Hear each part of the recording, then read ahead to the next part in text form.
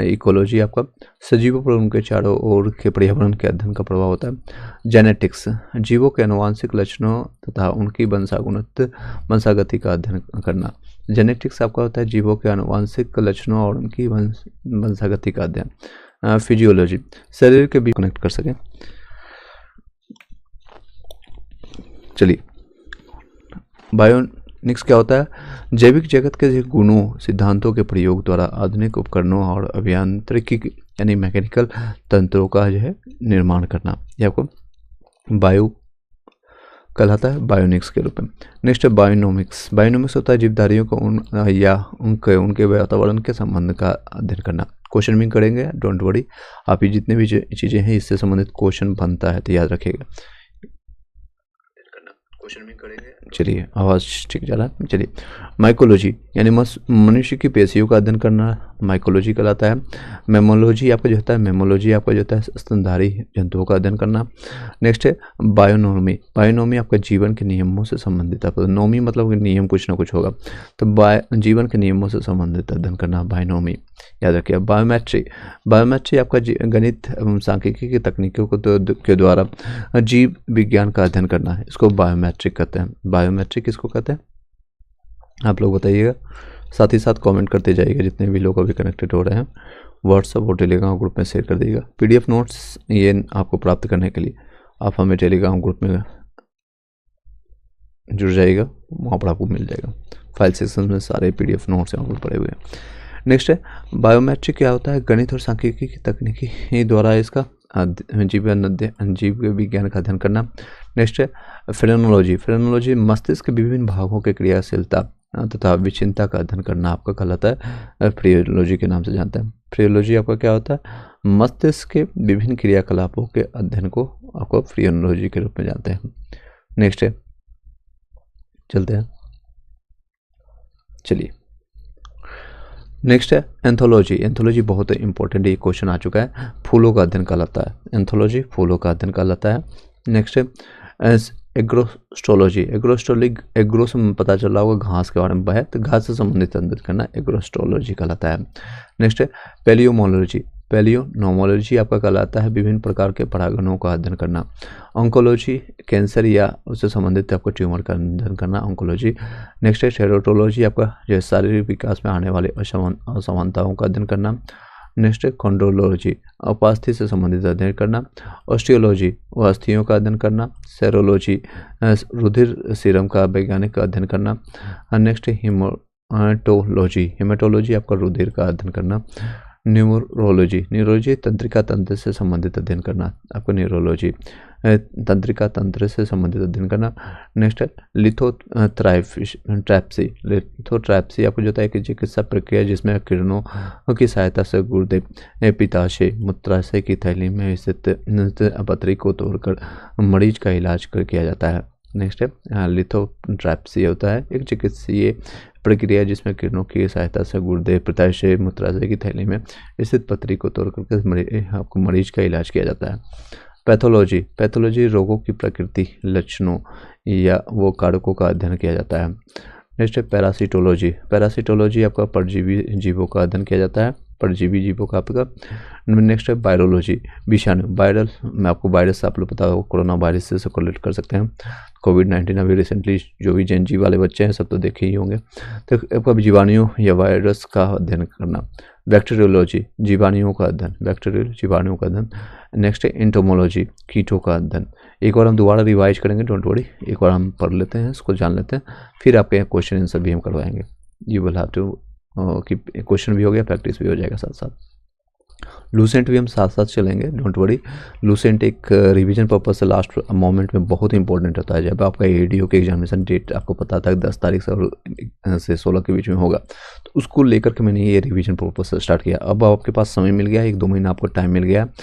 दरोगा वालों के लिए आप इसी को कर सकते हैं। लूसेंट आप 3 से 4-5 बार पढ़ सकते हैं, कहीं भी अपने क्लासेज या खुद से कर सकते हैं। मैं अभी एडीओ या दोनों को साथ में लेकर चल रहा हूँ, आप ये इसको देख सकते हैं, साथ साथ प्रैक्टिस कर सकते हैं। नेक्स्ट है मारियोलॉजी। मारियोलॉजी चींटियों का अध्ययन कहलाता है। मैकोलॉजी आपका जो होता है मोलस्का या उनके खेलों का अध्ययन आपका होता है। इथियोको। नेक्स्ट है इचिथियोलॉजी आपका होता है मत्स्य की संरचना, कैरेकी के अध्ययन कर इत्यादि का अध्ययन करना। सर्पेटोलॉजी आपका सर्पों का अध्ययन करना। हर्पेटोलॉजी उभयचरों यानी सरीसृपों का अध्ययन करना। ऑर्निथोलॉजी आपका पक्षियों का अध्ययन करना है। नेक्स्ट आपका डर्मेटोलॉजी आपको त्वचा और उनके रोगों का अध्ययन करना। नेक्स्ट है ट्रोफोलॉजी पोषण और पोषण विधियों का अध्ययन करना। ट्रोफोलॉजी पोषण और पोषण विधियों का अध्ययन करना। नेक्स्ट आपका है टेटोलॉजी उपार्जित आपका लक्षणों का अध्ययन करना है। नेक्स्ट आपका है देख सकते हैं महत्वपूर्ण आपको जो है प्रमुख शब्दावली और उससे संबंधित उत्पाद होता है। एपीकल्चर जिसे होता है व्यापारिक स्तर पर शहद उत्पादन या मसालों में परागण है तो मधुमक्खी का पालन करना। यह एपीकल्चर आपका संबंधित है आपको मधुमक्खी से, याद रखिएगा उसके पालन से। नेक्स्ट है एबीकल्चर आपका मछली पालन से। एक्वाकल्चर एक्वा से मछली तो यानी जलीय जीवों जैसे जंतु और वनस्पतियों का अध्ययन करना। एक्वा यानी पानी से संबंधित है। एक्वा आपने वाटर भी देखा होगा, एक्वा वाटर इस तरह से कोलेट कर सकते हैं। Next alga culture aqua culture का एक प्रकार है जिसके अंतर्गत शैवालों की कृषि की जाती है। नेक्स्ट पीसी कल्चर मत्स्य या मछली पालन का होता है। एग्रीकल्चर आपका फसल संवर्धन से पशुपालन तथा कृषि से संबंधित आपका विज्ञान है। सेरीकल्चर आपका कच्चे रेशम के उत्पादन हेतु रेशम कीट का पालन करना। सिल्वीकल्चर आपका वन आपका संवर्धन है। स्पंजी कल्चर आपका स्पंज संवर्धन है। फ्लोरिकल्चर आपका फूलों की खेती या पुष्प कृषि होता है। ओलेरिकल्चर आपका सब्जियों की कृषि होता है। अर्बोरिकल्चर आपका जो होता है वृक्षों या झाड़ियों की कृषि होती है। हॉर्टिकल्चर आपका फूलों या फलों या सब्जियों या मसालों की खेती के लिए जानते हैं। पोमोलॉजी आपका फलों की कृषि होता है। एग्रोनॉमी फसलों की खेती के लिए जानते हैं। एग्रोनॉमी आपको फसलों की खेती। पोमोलॉजी आपको फलों की कृषि के लिए जानते हैं। वर्मीकल्चर आपका कृषि उत्पादन में वृद्धि हेतु केचुआ का पालन के लिए जानते हैं। केचुआ के पालन के लिए जानते हैं। कृषि संबंधित आपको पता है केचुआ को किसान का मित्र भी कहा जाता है। नेक्स्ट है ऑस्ट्रियोलॉजी व्यापार हेतु सीपो यानी ऑस्टर्स में आपका कृत्रिम प्रजनन के लिए आर्टिफिशियल जो आपको प्रेगनेंसी किया जाता है। आईवीएफ का नाम आपने सुना होगा। तो ऑस्ट्रियोकल्चर आपको जो है ऑस्ट्रियोकल्चर में इसमें सीपो का जो है व्यापार हेतु सीपो में आपको कृत्रिम प्रजनन के लिए। ओनिकल्चर आपको जैतून ओविल्स का उत्पादन होता है संरक्षण तथा व्यापार के लिए। हेरिकल्चर आपको घोंघे एज स्नेल्स का आपको संवर्धन के लिए जानते हैं। विटिकल्चर आपको अंगूर के लिए उत्पादन के लिए भी क्वेश्चन आ चुका है कई बार। नेक्स्ट है आपका मेरिकल्चर मानव उपयोग हेतु समुद्री जीवों या जंतु वनस्पति का संवर्धन के लिए होता है। मोरिकल्चर आपका जो होता है शहदूत की खेती के लिए। हाइड्रोपोनिक्स आपको जो होता है यह एरोपोनिक्स या एरोकल्चर आपका मृदा विहीन पादप संवर्धन के लिए जानते हैं। ये आपको पोषक द्रव्य हो गया, न्यूट्रिएंट्स के लिए जानते हैं। वायु पत्थर एयर स्टोन होता है, ये वायु पंप एयर पंप के लिए जानते हैं। हाइड्रोपोनिक्स प्रणाली द्वारा आपका पादप संवर्धन के लिए जानते हैं। सिटीकल्चर आपका जो होता है सिट्रिकल्चर आपका खट्टे फलों या फल उत्पादों का संवर्धन होता है। वेजिकल्चर आपका सब्जियों या पौधों की कृषि मुख्यतः जड़ वाले फसलों की कृषि जिनमें आपका कायकी के ऊपर आपका प्रबंधन होता है। चलिए इसके एक बार दोबारा हम रिवाइज कर देते हैं तेज़ी से, फिर हम क्वेश्चन आंसर करेंगे। जितने भी क्वेश्चन अभी तक आए हैं अभी चाहे बीपीएससी यूआईएस हो पीसीएस हो सभी जगह का एक जगह सम घटना चक्र का एक बुक से हम करवा रहे हैं, तो आपको इधर उधर भटकना नहीं पड़ेगा। जितने भी क्वेश्चन है पूरा टॉपिक हम कंप्लीट करेंगे। लगभग 27-28 क्वेश्चन इसमें है, 28 क्वेश्चन है। फिर आपका नेक्स्ट टॉपिक आपको जैव विकास के बारे में जानेंगे। चलिए इसको दोबारा हम रिवाइज करते हैं आप लोग के लिए, आप साथ साथ देखते जाइएगा और प्रैक्टिस कीजिएगा। नेक्स्ट जूलॉजी जी आपका प्रत्येक जंतुओं का विस्तृत अध्ययन करना। जूलॉजी जंतुओं के बारे में है। बॉटनी आपको पादप और उनके क्रियाकलापों के बारे में है। पोमियोलॉजी आपका जो जंतु और जीवाणुओं के अध्ययन के बारे में पोमियोलॉजी। नेक्स्ट है पेलियो बॉटनी पादप जीवाणुओं का अध्ययन है। जीवाश्मों का पादप जीवाश्मों का अध्ययन आपका पादप जीवाश्मों का अध्ययन कहलाता है, पादप जीवाश्मों का अध्ययन के रूप में जानते हैं। नेक्स्ट है जेनेटिक्स जीवाणु आनुवांशिक लक्षणों है उनकी, जिसे आप वंशागति का अध्ययन करने के लिए जानते हैं। जिसे जेनेटिक्स में आपके माता पिता से जो आपको हाइट मिलता है या कलर मिलता है या फिर आपके आंखें मिलती है। तो ये जेनेटिकली कहीं बोलता है ना कि ये काला हो गया, गोरा हो गया, इसी पर डिपेंड करता है जेनेटिक्स पर। जीवों का आनुवंशिक लक्षणों और उनकी वंशागणित का अध्ययन करना। फिजियोलॉजी है शरीर के विभिन्न भागों के कार्य विधियों का अध्ययन करना। पेडोलॉजी आपको मृदा और आपका निर्माण, मृदा के प्रकार इत्यादि का अध्ययन, पेडोलॉजी मृदा से संबंधित है। जेनेटोलॉजी आपको मनुष्य यानी वृद्धावस्था या काला प्रभावन के सामाजिक, संज्ञानात्मक, मनोवैज्ञानिक, जैविक आपका पहलू का अध्ययन के लिए जानता है। जेनेटोलॉजी आपको वृद्धावस्था से याद रखेगा। इथोलॉजी मानव सहित सभी जंतुओं के व्यवहार का अध्ययन करना इथोलॉजी के रूप में जानते हैं। बायोनिक्स आपका जैविक जगत के गुणों, सिद्धांतों के प्रयोग द्वारा आधुनिक उपकरणों या अभियांत्रिक तंत्रों का निर्माण करना। बायोनिक्स आपको जो होता है जीवधारियों का उनके वातावरण के साथ साथ अध्ययन के लिए जानते हैं। मायोलॉजी मनुष्य पेशियों का अध्ययन के लिए होता है। मेमोलॉजी आपका स्तनधारी जंतुओं का अध्ययन करने जानता है। बायोनोमी आपका जो होता है जीवन के नियमों के, नोमी के मतलब नियम बना रहा है, तो नियमों से मैंने बताया था आपको, नोमी से आपका जीवन के नियमों से संबंधित होता है। बायोमेट्री आपका जो होता है गणित एवं सांख्यिकी तकनीकों को द्वारा जीव विज्ञान का अध्ययन कर लिए। फेमोलॉजी आपका होता है मस्तिष्क के विभिन्न भागों की क्रियाशीलता तथा विक्षिप्तता का अध्ययन करना। एंथोलॉजी फूलों का अध्ययन होता है। एग्रोस्टोलॉजी ये घास से संबंधित अध्ययन होता है। पैलिनोलोमोलॉजी ये विभिन्न प्रकार के परागण कणों का अध्ययन होता है। ऑन्कोलॉजी कैंसर या संबंधित ट्यूमर का अध्ययन के लिए होता है। टेरेटोलॉजी शारीरिक विकास में आने वाली असमानताओं का अध्ययन के लिए। कांड्रोलॉजी उपास्थि से संबंधित अध्ययन है कांड्रोलॉजी। नेक्स्ट ऑस्टियोलॉजी, ऑस्टियोलॉजी अस्थियों का अध्ययन। ऑस्टियोलॉजी ओ से अस्थियों, ओ से अस्थियों याद रखिएगा। सेरोलॉजी आपका जो है रुधिर यानी कि ब्लड होता है। सीरम का जो वैज्ञानिक अध्ययन होता है सेरोलॉजी सीरम का। हेमाटोलॉजी आपको रुधिर का अध्ययन के लिए जाता है। हेमाटोलॉजी नेक्स्ट है न्यूरोलॉजी आपका तंत्रिका नर्वस सिस्टम का जो आपका होता है तंत्र से संबंधित आपका न्यूरोलॉजी तंत्रिका तंत्र से संबंधित आपका अध्ययन के लिए। नेक्स्ट है लिथोट्रैप्सी होता है एक चिकित्सा प्रक्रिया जिसमें किरणों की सहायता से गुर्दे, पित्ताशय, मूत्राशय की थैली में स्थिर पथरी को तोड़ करके मरीज को इलाज करते हैं। लिथोट्रैप्सी जब आपके कहीं भी पथरी आ जाता है पेट में या फिर कहीं भी किडनी में हो या फिर पित्ताशय, मूत्राशय कहीं भी, तो उसको तोड़ करके आपका इलाज करने के लिए काम करता है। तो ये आप याद रखिएगा। स्टोन आजकल के समय में बहुत सारे लोग को हो रहा है, चाहे वो मेल हो या फीमेल हो, चाहे मसाला खाते हो ना खाते हो, उससे फर्क नहीं पड़ता है। बहुत सारे लोगों को ऐसा होने की संभावना देखने को मिलता है। नेक्स्ट है पैथोलॉजी, रोगों की प्रकृति, लक्षणों या कारकों का अध्ययन करना। पैरासिटोलॉजी, पैरासीटामोल एक आप खाते हैं तो परजीवियों का अध्ययन करना, परजीवी जो है कीटाणु का। वायरोलॉजी, विषाणु या फिर वायरस का अध्ययन करना। बैक्टीरियोलॉजी, जीवाणुओं का अध्ययन। एंटियोलोमोलॉजी, कीटों का अध्ययन। नेक्स्ट है मिरमेकोलॉजी, चींटियों का अध्ययन। मिरमेकोलॉजी इसमें फॉर्मिक एसिड पाया जाता है। मेलेकोलॉजी आपको मोलस्का और इनके जो है खोलों का अध्ययन करते हैं। इथियोलॉजी आपको मत्स्य की संरचना और कार्य इत्यादि का अध्ययन करना। सर्पेटोलॉजी आपका सर्पों का अध्ययन होता है। हर्पेटोलॉजी आपको भैचरों एवं सरीसृपों का अध्ययन के लिए। ऑर्निथोलॉजी आपको पक्षियों का अध्ययन के लिए। डर्मेटोलॉजी आपको त्वचा एवं उनके रोगों का अध्ययन करने के लिए। ट्रोपोलॉजी पोषण एवं पोषण विधियों का अध्ययन। टेटोलॉजी आपका उपार्जित लक्षणों का अध्ययन के लिए जानते हैं। एपीकल्चर मैंने बताया था मधुमक्खी से संबंधित है। एपीकल्चर आपका जो है पक्षी पालन से है। एक्वा आपका मैंने जलीय जीवों से है संबंधित। आपका अलगा कल्चर आपका जो होता है एक्वा कल्चर अलग का एक प्रकार है जिसके अंतर्गत शैवालों की कृषि की जाती है। पीसी मैंने बताया था पीसी कल्चर आपको मत्स्य या मछली से संबंधित है। एग्रीकल्चर आपको फसल या पशुपालन कृषि से संबंधित आपका है विज्ञान। सेरीकल्चर कच्चे रेशम के उत्पादन हेतु आपका रेशम का कीट का पालन होता है। सिल्वीकल्चर वन संवर्धन के लिए। स्पॉन्जीकल्चर आपका स्पंज संवर्धन होता है।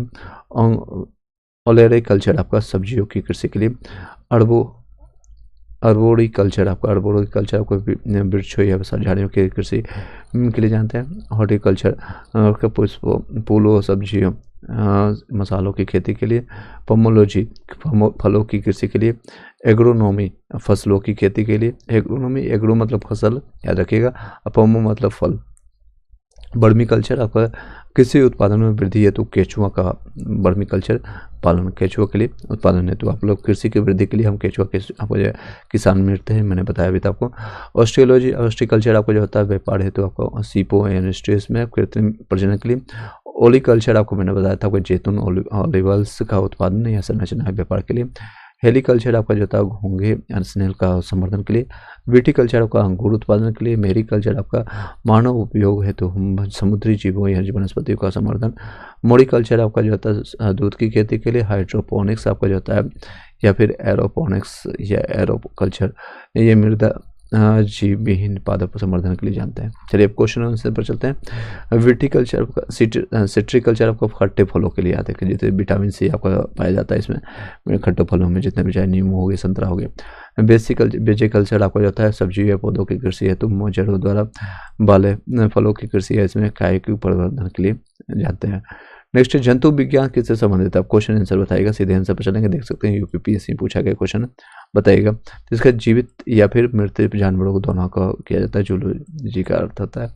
जूलॉजी के अंतर्गत जीवित या मृत जानवरों का विस्तृत अध्ययन किया जाता है। जंतु विज्ञान बायोलॉजी की एक प्रमुख शाखा है, जिसके अंतर्गत जिसके जनक जो आपका यानी फादर जिसको कहते हैं अरस्तु को माना जाता है। चलिए पक्षी के बारे में क्या जानते हैं, तो पक्षी आपका जो है ऑर्निथोलॉजी के रूप में जानते हैं। नेक्स्ट वंशागणित यानी जेनेटिक्स के बारे में जानेंगे। आपको मैंने बताया था आपका कलर कैसे, कितना हाइट होगा, कैसे आँखें होगी, जैसे ऐश्वर्या राय की बेटी ऐश्वर्या राय की जैसे दिखेगी आपके जैसे।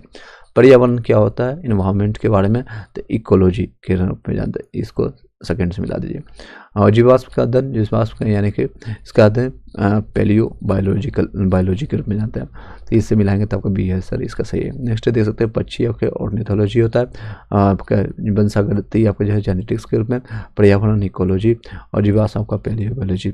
फूलों का अंदर क्या कहते हैं बताइए, एंथोलॉजी इसको कहते हैं। सीधे आंसर पर चलेंगे, झारखंड में पूछा गया। फेमोलॉजी आपको जो है मस्तिष्क के विभिन्न अंग भागों का क्रियाकलापों की विक्षिप्तता के बारे में, इससे करेंगे तो आपका ये होगा चैप्टर आपका क्लियर हो जाएगा। प्रैक्टिस भी हो गया, साथ साथ थ्योरी भी हो गया, तो ये चैप्टर से आपका क्वेश्चन छूटेगा नहीं, एक एक चैप्टर हम लाएंगे डे बाय डे। तो आपका नेक्स्ट है एंथोलॉजी, आपका क्या कहलाता है, एंथोलॉजी आपका जो है फूलों का अध्ययन करता है। नेक्स्ट एग्रोस्टोलॉजी, घास से संबंधित आपका अध्ययन होता है। नेक्स्ट है पेलियोबायोलॉजी, आपका पॉलिनोलॉजी, आपके विभिन्न प्रकार के पराग कणों का अध्ययन के लिए। कीटों का अध्ययन क्या करते हैं, तो एंटोमोलॉजी कर लेते हैं। बाकी सबको भी जान लेते हैं। बाकी जैसे इथियोलॉजी, इथियोलॉजी आपको जो है मत्स्य की संरचना का के लिए अध्ययन का जानते हैं। एंटोमोलॉजी मैंने बताया कीटों का वैज्ञानिक अध्ययन होता है। पैरासिटोलॉजी आपको जाता है परजीवी जीवों का अध्ययन के लिए। मेलोकोलॉजी आपका जो होता है मोलस्का और इनके खेलों यानी सेल्स का अध्ययन के लिए भी जानते हैं। नेक्स्ट निम्नलिखित में से कौन सा सहज विषय जो है जनसंख्या या मानव समुदायों के महत्वपूर्ण आंकड़ों का अध्ययन से संबंधित है, तो ये जनांकिकी के रूप में जानते हैं इसको। अनुवांशिक नहीं होता, पारिस्थितिकी भी नहीं होगा, वायरस के लिए वायरोलॉजी के लिए यूज करते हैं, तो ये देख सकते हैं रिसेंटली क्वेश्चन पूछा भी गया है। तो आपका जनन के लिए आपको जिसको डेमोग्राफी के रूप में जानते हैं इंग्लिश में, इसको कहते हैं डेमोग्राफी, याद रखिएगा। के अंतर्गत जनसंख्या एवं मानव समुदायों के समस्त निर्धारक तत्वों या उनके परिणामों का अध्ययन किया जाता है। इसके अंतर्गत जनसंख्या के आकार, क्षेत्रीय वितरण या एवं बनावट, उसमें से पाए जाने वाले भी परिवर्तन और परिवर्तन के उत्तरदायी कारणों जैसे जन्म दर, मृत्यु दर, क्षेत्रीय संरचना, सामाजिक गतिशीलता का अध्ययन किया जाता है। इसके अंतर्गत जनसंख्या के गुणात्मक और परिणात्मक दोनों ही पक्षों का अध्ययन और विश्लेषण किया जाता है। नेक्स्ट है आपका विभिन्न सांस्कृतिक कीमों के वैज्ञानिक विवरण के तुलनात्मक अध्ययन को क्या कहते हैं, तो इथनोलॉजी के रूप में जानते हैं। विभिन्न संस्कृतियों के वैज्ञानिक विवरण के आपका तुलनात्मक अध्ययन को क्या कहते हैं, इथनोलॉजी के रूप में इसको जानते हैं। क्या जानते हैं, इथनोलॉजी के रूप में। चलिए इसके विस्तार से जानते हैं। इथनोलॉजी आपको जो है, इथनोलॉजी आपको विभिन्न संस्कृतियों के वैज्ञानिक विवरणों के तुलनात्मक अध्ययन होता है। नेक्स्ट है इथनोलॉजी ग्राफी के ग्राफी इसमें लगा होता है, विशिष्ट संस्कृति आपका किसी विशिष्ट संस्कृति के बारे में अध्ययन के लिए जानते हैं। इथियोलॉजी आपको जो होता है मानव सहित के सभी जंतुओं के व्यवहार का अध्ययन किया जाता है। एथिक्स आपको जो होता है नैतिक आचार, एथिक्स आप लोगों को यूपीएससी में लिखना भी होता है कि आपके नैतिक आचार और कर्तव्य का मनोवैज्ञानिक अध्ययन के लिए जानते हैं। नेक्स्ट है जैविक जगत में होने वाले कार्य, गुण या अध्ययन के इस ज्ञान को मशीनी जगत में उपयोग करने वाले को क्या कहते हैं, तो इसमें बायोनिक्स के रूप में जानते हैं। क्या कहते हैं, बायोनिक्स के रूप में जानते हैं। बायोनिक्स, बाकी हम ऑप्शंस को भी जान लेते हैं। बायोनिक्स होता है, बायोमेट्री हो गया, बायोनोमी हो गया, इस सारे को हम एक एक करके विस्तार से जानते हैं। जैसे बायोनिक्स होता है, क्या होता है, जैविक जगत में होने वाले कार्य या गुण पद्धति का अध्ययन या एवं अजैव तंत्र का इसका होता है, इसका प्रयोग। बायोनिक्स आपका होता है, बायोनिक्स जीवधारियों का उनके वातावरण के साथ संबंध अध्ययन होता है। बायोनोमी क्या होता है, जीवन के नियम यानी कि लॉ नोमी, मैंने बताया था नोमी के बारे में, तब आपका लॉ ऑफ लॉज या फिर कहते हैं जीवन के नियम का अध्ययन करना। बायोमेट्री आपका क्या होता है, गणित एवं सांख्यिकी तकनीक के द्वारा जीव विज्ञान का अध्ययन के लिए जानते हैं। नेक्स्ट चलते हैं, पैलियो वनस्पति के अंतर्गत अध्ययन करते हैं, किसको करते हैं, तो जंतु शिवाल का या फिर शैवाल का, जंतु जीवाश्म का या फफूंद का, इनमें से कोई नहीं। तो इसका सही जवाब होगा इनमें से कोई नहीं, क्योंकि पैलियो वनस्पति में हम क्या करते हैं, तो पादप का यूज करते हैं। यहाँ पर पादप का कोई यूज नहीं, प्लांट के बारे में तो आपका करते हैं, प्लांट से संबंधित होता है, तो इसका प्लांट से होगा। तो पैलियो वनस्पति आपका पैलियो बॉटनी जो होता है के अंतर्गत पादप जीवाश्म यानी फॉसिल प्लांट्स का अध्ययन करते हैं, जो कि लाखों वर्ष पूर्व बर्फ, मिट्टी इत्यादि के नीचे किसी प्राकृतिक घटना के कारण दब गए थे, जिन उनकी जो है छाप पत्थरों की चट्टानों में प्राप्त होती है। जीवाश्मों से जैव विकास के बाद ठोस प्रमाण मिलते हैं। प्रोफेसर जो आपको बीरबल साहनी है को भारतीय जीवाश्म वनस्पति विज्ञान का जनक यानी फादर ऑफ इंडियन आपको पैलियो बॉटनी कहा गया है। रेशम कीट पालन को क्या कहते हैं, तो सेरिकल्चर के रूप में जानते हैं। चलिए इसके और विस्तार से जान लेते हैं। एपीकल्चर आपका क्या होता है, तो आपका व्यवहारिक स्तर पर शहद उत्पादन फसलों में आपको पर्यावरण हेतु मधुमक्खी पालन के लिए जानते हैं एपीकल्चर। हॉर्टिकल्चर आपको पुष्प फल जो है दोनों पौधों को अध्ययन के लिए जाते हैं हॉर्टिकल्चर। सेरिकल्चर आपका जो होता है कच्चे रेशम के उत्पादन हेतु रेशम कीट का पालन के लिए। फ्लोरिकल्चर आपका सजावट के लिए काम आने वाले फूल पुष्पों का यूज करते हैं। फ्लोरिकल्चर आप लोग देखते हो शादी ब्याह में इसका यूज होता है, तो इसमें ज़्यादातर पुष्पों का यूज होता है। मधुमक्खी का उपयोग किया जाता है एपीकल्चर में, कहाँ पर किया जाता है, एपीकल्चर में किया जाता है। नेक्स्ट है, बाकी व्याख्या आप ऊपर में देखते चले जाएंगे, सीधे आप क्वेश्चन आंसर करेंगे। कौन सा सम्मिलित नहीं है, फूलों के अध्ययन फ्लोरिकल्चर अभी मैंने बताया सही है। फसलों के अध्ययन आपका एग्रोनॉमी, ये भी सही है। फलों की खेती आपका पोमोलॉजी कहलाता है।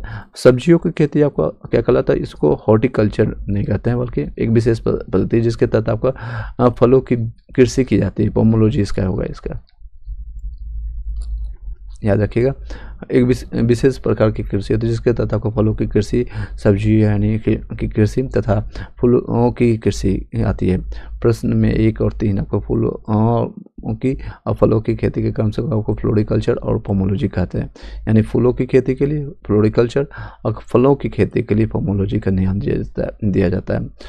आपका सी के अंतर्गत जो है आपका नामकरण जो हॉर्टिकल्चर दिया गया है, जिसके बेहद श्रेणी जो है आपका शब्दावली है, मतलब कि इसकी बृहद श्रेणी की शब्दावली होती है। हाँ, सब्जियों की खेती के लिए विशिष्ट शब्दावली जो है क्या कहते हैं, उसको ओलेरिकल्चर कहते हैं सब्जियों के लिए। नेक्स्ट, यदि सभी नामकरण जो है विशिष्ट शब्दावली के रूप में सही मायने जाए तो आपका सही ये सम्मिलित नहीं है, बाकी सब चीज़ें देख लीजिएगा, ये सब मैंने बता ही दिया। नेक्स्ट क्वेश्चन पर चलते हैं। सब्जी के लिए काम आने वाले पौधों को अध्ययन को क्या कहते हैं, बताइएगा, कमेंट बॉक्स में बताते जाइएगा। सब्जी के लिए पोमोलॉजी, फ्लोरिकल्चर आपको फलों के लिए करते हैं, पोमोलॉजी मैंने बताया अभी। नेक्स्ट है ऑरेलिकल्चर, इसका आंसर होगा। हॉर्टिकल्चर मैंने बोला विस्तृत, अगर कोई विशेष श्रृंखला के लिए करते हैं। नेक्स्ट कौन सा सही नहीं है ये बताना है, ये याद रखिएगा इस तरह से। एपीकल्चर क्या होता है, शहद की मक्खी के लिए, बिल्कुल ही सही। सेरिकल्चर आपका सिल्क वर्म के लिए, आपका हॉर्टिकल्चर फूल के लिए विस्तृत के लिए यूज करते हैं। और पिसिकल्चर आपका लाख का कीड़ा के लिए नहीं, पिसिकल्चर आपका मछली पालन के लिए करते हैं, तो ये गलत है आपका, ये आपका गलत नहीं, ये मछली याद रखेगा, इसमें आपका मछली याद रखेगा, यहाँ दिया हुआ पिसिकल्चर आपको मछली पालन से संबंधित है। नेक्स्ट क्वेश्चन आपका, कौन सा जोड़ी आपका समेकित है, शब्द और अर्थ जो है सब समान है। नेक्स्ट है लेक्सिकोग्राफी, शब्दकोश का संकलन के रूप में जानते हैं, ये बिल्कुल सही है। नेक्स्ट है फिलोलॉजी, नहीं ये बातें गलत है, बाकी सिर्फ ये सही है, बाकी यहाँ पर गलत है, मैं आपको बता देता हूँ यहाँ पर। लेक्सिकोग्राफी आपको शब्द कोश का संकलन या फिर संयोजन के रूप में जानते हैं। फिलोलॉजी आपको जो है भाषा की संरचना या फिर एवं विकास एवं इतिहास का अध्ययन के लिए जानते हैं, फिलोलॉजी कहते हैं, फिलोसोफर बन गया तुम क्या। एंटोमोलॉजी कीटों का अध्ययन के लिए जानते हैं। आइकोनोग्राफी प्रतिमा या फिर चित्रकला का अध्ययन के लिए जाता है। नेक्स्ट लेक्सिकोग्राफी का संबंध है शब्दकोश की संरचना से है, आपका शब्दकोश की संरचना से। विटिकल्चर किससे संबंधित आपका उत्पादित होता है? विटिकल्चर आपको मैंने बताया अंगूर से संबंधित है। अब केचुआ को जो है किसान का मित्र कहा जाता है। चलिए नेक्स्ट है आपका विटिकल्चर का अंगूर के उत्पादन और उसके अध्ययन से संबंधित विज्ञान की शाखा है। कीट संवर्धन किससे है? तो कीटों की वृद्धि का आपका विज्ञान है। जंतु का नहीं होगा, मछली का नहीं, पीछे गलत है, कीटों का भी नहीं, तो आपका कीटों की वृद्धि से संबंधित है। ये आसान सा क्वेश्चन है, ये देख सकते हैं बीपीएससी में क्वेश्चन पूछा गया है 2015 में। कीट संवर्धन यानी कि जैसे केचुआ की वृद्धि के लिए विज्ञान कहा जाता है कि विज्ञान कहा जाता है। केचुआ कीटों का मृत भूमि की आंत कहा जाता है। केचुआ खाद या वर्मी कंपोस्ट पोषक पदार्थों से भरपूर एक उत्तम जैव उर्वरक है। वर्मी कल्चर में प्रयुक्त वर्म होता है, क्या होता है? अर्थवर्म होता है। वर्मी कंपोस्ट को वर्मी कल्चर केचुआ पालन भी कहते हैं। केचुआ यानी अर्थवर्म्स के मल से तैयार खाद की वर्मी कंपोस्ट कहा जाता है, यानी उसके मल मूत्र से निकलता है, मल से। नेक्स्ट है जेरेंटोलॉजी किस की अध्ययन से संबंधित है? आपका तो वृद्धा से अभी मैंने बताया था, ये 3-4 बार हो चुका है। जेरेंटोलॉजी यानी कि एक जीव विज्ञान की वो उपशाखा है जिसका संबंध आपके वृद्ध व्यक्तियों से है। वृद्धावस्था में मांसपेशियां स्थिर हो जाती है और शरीर के अंग युवावस्था की तरह कार्य नहीं कर पाते हैं। आज के वैज्ञानिक इस बात का पता लगाने का प्रयत्न कर रहे हैं कि मनुष्य में बुढ़ापा या जीर्णोत्तर पाने के लिए शरीर के कौन से क्रियात्मक परिवर्तन उत्तरदायी है। चलिए नेक्स्ट है जेनेटिक्स निम्न में से किसका अध्ययन करता है? जेनेटिक्स आपका आनुवांशिकता और विचरण से संबंधित है। जेनेटिक्स और आनुवांशिकता जीव विज्ञान को शाखा जिसके अंतर्गत जीवधारियों के आनुवांशिक लक्षणों और इसकी वंशागुणित और विचरण यानी वेरिएशन का अध्ययन किया जाता है। चलिए नेक्स्ट है आपका वृद्धावस्था या काल प्रभावन के विषय में ज्ञान प्राप्ति किसके विधि द्वारा किया जाता है? ऑन्कोलॉजी या फिर जेरोंटोलॉजी, ये आपका सही है। टेरेटोलॉजी नहीं और ऑर्निथोलॉजी भी नहीं, इसका बी आंसर है। जेरोंटोलॉजी आपका जो है वृद्धावस्था या काल प्रभावन के सामाजिक मैंने 2-3 बार बता दिया, बाकी देख लीजिए। देखिए जिसके अंतर्गत नेक्स्ट है ऑन्कोलॉजी, चिकित्सा विज्ञान के वो शाखा जिसके अंतर्गत कैंसर से संबंधित ट्यूमर का पता किया जाता है। टेरेटोलॉजी शारीरिक विकास में आने वाली असमानता का अध्ययन है। ऑर्निथोलॉजी जंतु विज्ञान की वह शाखा जिसके अंतर्गत पक्षियों का अध्ययन किया जाता है, याद रखिएगा। नेक्स्ट आपका क्वेश्चन है जीर्ण यानी वृद्ध होने की प्रक्रिया के अध्ययन को क्या कहते हैं? तो वृद्ध होने का आपको जेरोंटोलॉजी कहता है। रिपीटेड क्वेश्चन देख सकते हैं कहाँ क्वेश्चन पूछा गया। पेडोलॉजी जो है निम्न वैज्ञानिक अध्ययन किससे संबंधित है? आपका तो मिट्टी, पैडो याद रखिएगा, पैडो से संबंधित आपको मिट्टी से है। पेडोलॉजी आपका जो है के अंतर्गत मृदा यानी मिट्टी को मृदा कहते हैं। निर्माण है आपके फॉर्मेशन ऑफ सॉइल के लिए मृदा के प्रकार इत्यादि का अध्ययन करते हैं।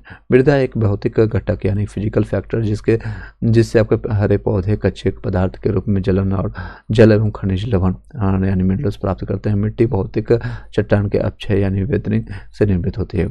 अस्थियों का अध्ययन विज्ञान की किस शाखा के अंतर्गत किया जाता है? तो बताइएगा ऑस्टियोलॉजी के रूप में जानते हैं इसको। ऑस्टियोलॉजी आपका जो होता है अस्थियों का अध्ययन या फिर बोन्स का अध्ययन के लिए जानता है। नेक्स्ट ऑर्नोलॉजी पर्वतों का अध्ययन के लिए जानता है। सेरोलॉजी आपका जो होता है रुधिर आपका सीरम का आपका वैज्ञानिक अध्ययन होता है। जियोलॉजी आपका जो होता है पृथ्वी की आंतरिक संरचना है उसमें पाए जाने वाले पदार्थों का अध्ययन के लिए जानते हैं। चलिए ये सारी चीज़ें, ये सारे इंपॉर्टेंट क्लासेज आपका है और ये हम कंटिन्यू करेंगे पूरा साइंस साथ साथ आपका हिस्ट्री, पॉलिटी, ज्योग्राफी हम कंटिन्यू कर आपको लेके आएंगे। इकोनॉमिक्स के साथ आपका करंट अफेयर ऑलरेडी मैंने कंप्लीट कराया है, मल्टीपल टाइम आप लाकर जा करके देख सकते हैं, आपको दिखा भी देता हूँ। देखिए यहाँ पर सारे आप देखेंगे तो आपका एडिटोरियल भी स्टार्ट हो चुका है। Time to time Hindi English में मैंने कंप्लीट कराया है, तो वहाँ से भी जा करके देख सकते हैं। चलिए सीधे टाइम में वेस्ट करते हुए जिन लोगों को वीडियो नोट्स या प्राप्त करना है तो वो हमें कांटेक्ट कर सकते हैं। हड्डियों की पढ़ाई जो है आपका विज्ञान की किस शाखा के अंतर्गत होती है? तो आपका ऑस्टियोलॉजी से संबंधित ये रिपीटेड क्वेश्चन है, देख सकते हैं बीपीएससी प्री में पूछा गया। सर्पों के विषय में जानकारी प्राप्त करना क्या कहलाता है? आपका सर्पेटोलॉजी कहलाता है। सर्पेटोलॉजी कहता है आपका सर्पों का अध्ययन किया जाता है। हर्पेटोलॉजी आपको जो है देख सकते हैं, हर्पेटोलॉजी जीव विज्ञान की शाखा जिसके अंतर्गत उभयचरों या सरीसृपों का अध्ययन किया जाता है। ऑर्निथोलॉजी आपका जो है अंदर पक्षियों का अध्ययन किया जाता है। इक्थियोलॉजी आपका जो होता है मछलियों का अध्ययन किया जाता है, तो याद रखिएगा। ऑर्निथोलॉजी आपको मैंने बताया आपका किससे संबंधित है? तो ऑर्निथोलॉजी आपको पक्षियों से संबंधित है, मैं आपको शॉर्ट में लिख देता हूँ। इक्थियोलॉजी आपको मछली से है और आपका हर्पेटोलॉजी आपका जो है आपको मैंने बताया ओके आपका जीव विज्ञान कोश जिसके आपका उभयचर और सरीसृपों के बारे में मिलता है जानकारी, यहाँ देख सकते हैं उभयचर और सरीसृपों। नेक्स्ट है किस में आपका जो है बेमेल है, कौन सा बेमेल है, यानी कि ओड वन जिसको आउट कहते हैं, आपने रीजनिंग में देखा हुआ। तो इस तरह से भी क्वेश्चन रीजनिंग में पूछा जाता है। तो ये रीजनिंग और साइंस का मिक्सचर होता है क्वेश्चन। फिजियोलॉजी, साइकोलॉजी, पैथोलॉजी या बैक्टीरियोलॉजी, इसका जवाब होगा साइकोलॉजी। ये मस्तिष्क से संबंधित है। बाकी देख सकते हैं फिजियोलॉजी आपका पैथोलॉजी, बैक्टीरियोलॉजी जीव विज्ञान से संबंधित आपका विद्याएं हैं, जबकि साइकोलॉजी मनोविज्ञान मैंने बताया मस्तिष्क से अलग, इनसे आपका अलग विद्या है, मतलब दोनों अलग पढ़ाई है।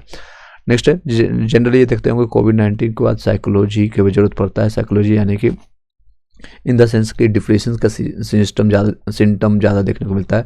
डिप्रेशन में लोग सुसाइड कर रहे हैं, लोग एक दूसरे को हार्म कर रहे हैं, या फिर आपको एक मनोबल भी डाउन हो जाता है जो लगातार आपको असफलता मिलता है। 2, 4, 5 साल लगातार आपने प्रिपरेशन किया और कहीं भी आपको सफलता नहीं मिल रहा है, पीटी मेंस निकल रहा है और फाइनल सिलेक्शन नहीं मिल रहा है। तो ये सारी चीज़ें, बाकी सब चीज़ों को हम देख सकते हैं, बट ये आपके मन में क्या चल रहा है किसी को नहीं पता चलेगा। नेक्स्ट है हाइड्रोपोनिक्स। हाइड्रोपोनिक्स क्या होता है, मृदा विहीन पादपों का संदर्भ है। पादप में नहीं, आपका सब्जियों में भी नहीं, जल में भी नहीं। हाइड्रो मतलब याद रखिएगा पानी से संबंधित होगा, मृदा विहीन आपका पादप संवर्धन से।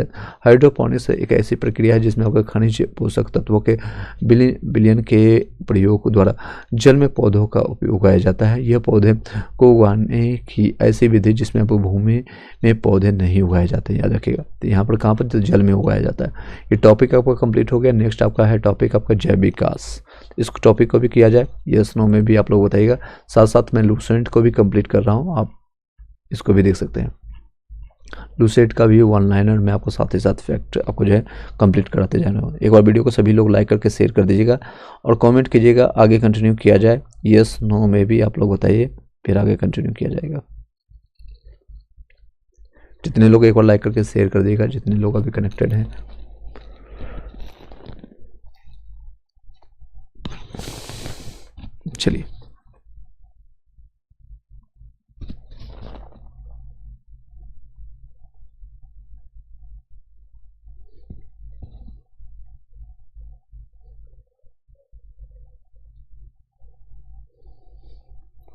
चलिए कुछ लोग आ रहा है रिस्पॉन्स, यस यस। चलिए 2-3 लोग और मैसेज कीजिएगा जितने भी लोग हैं।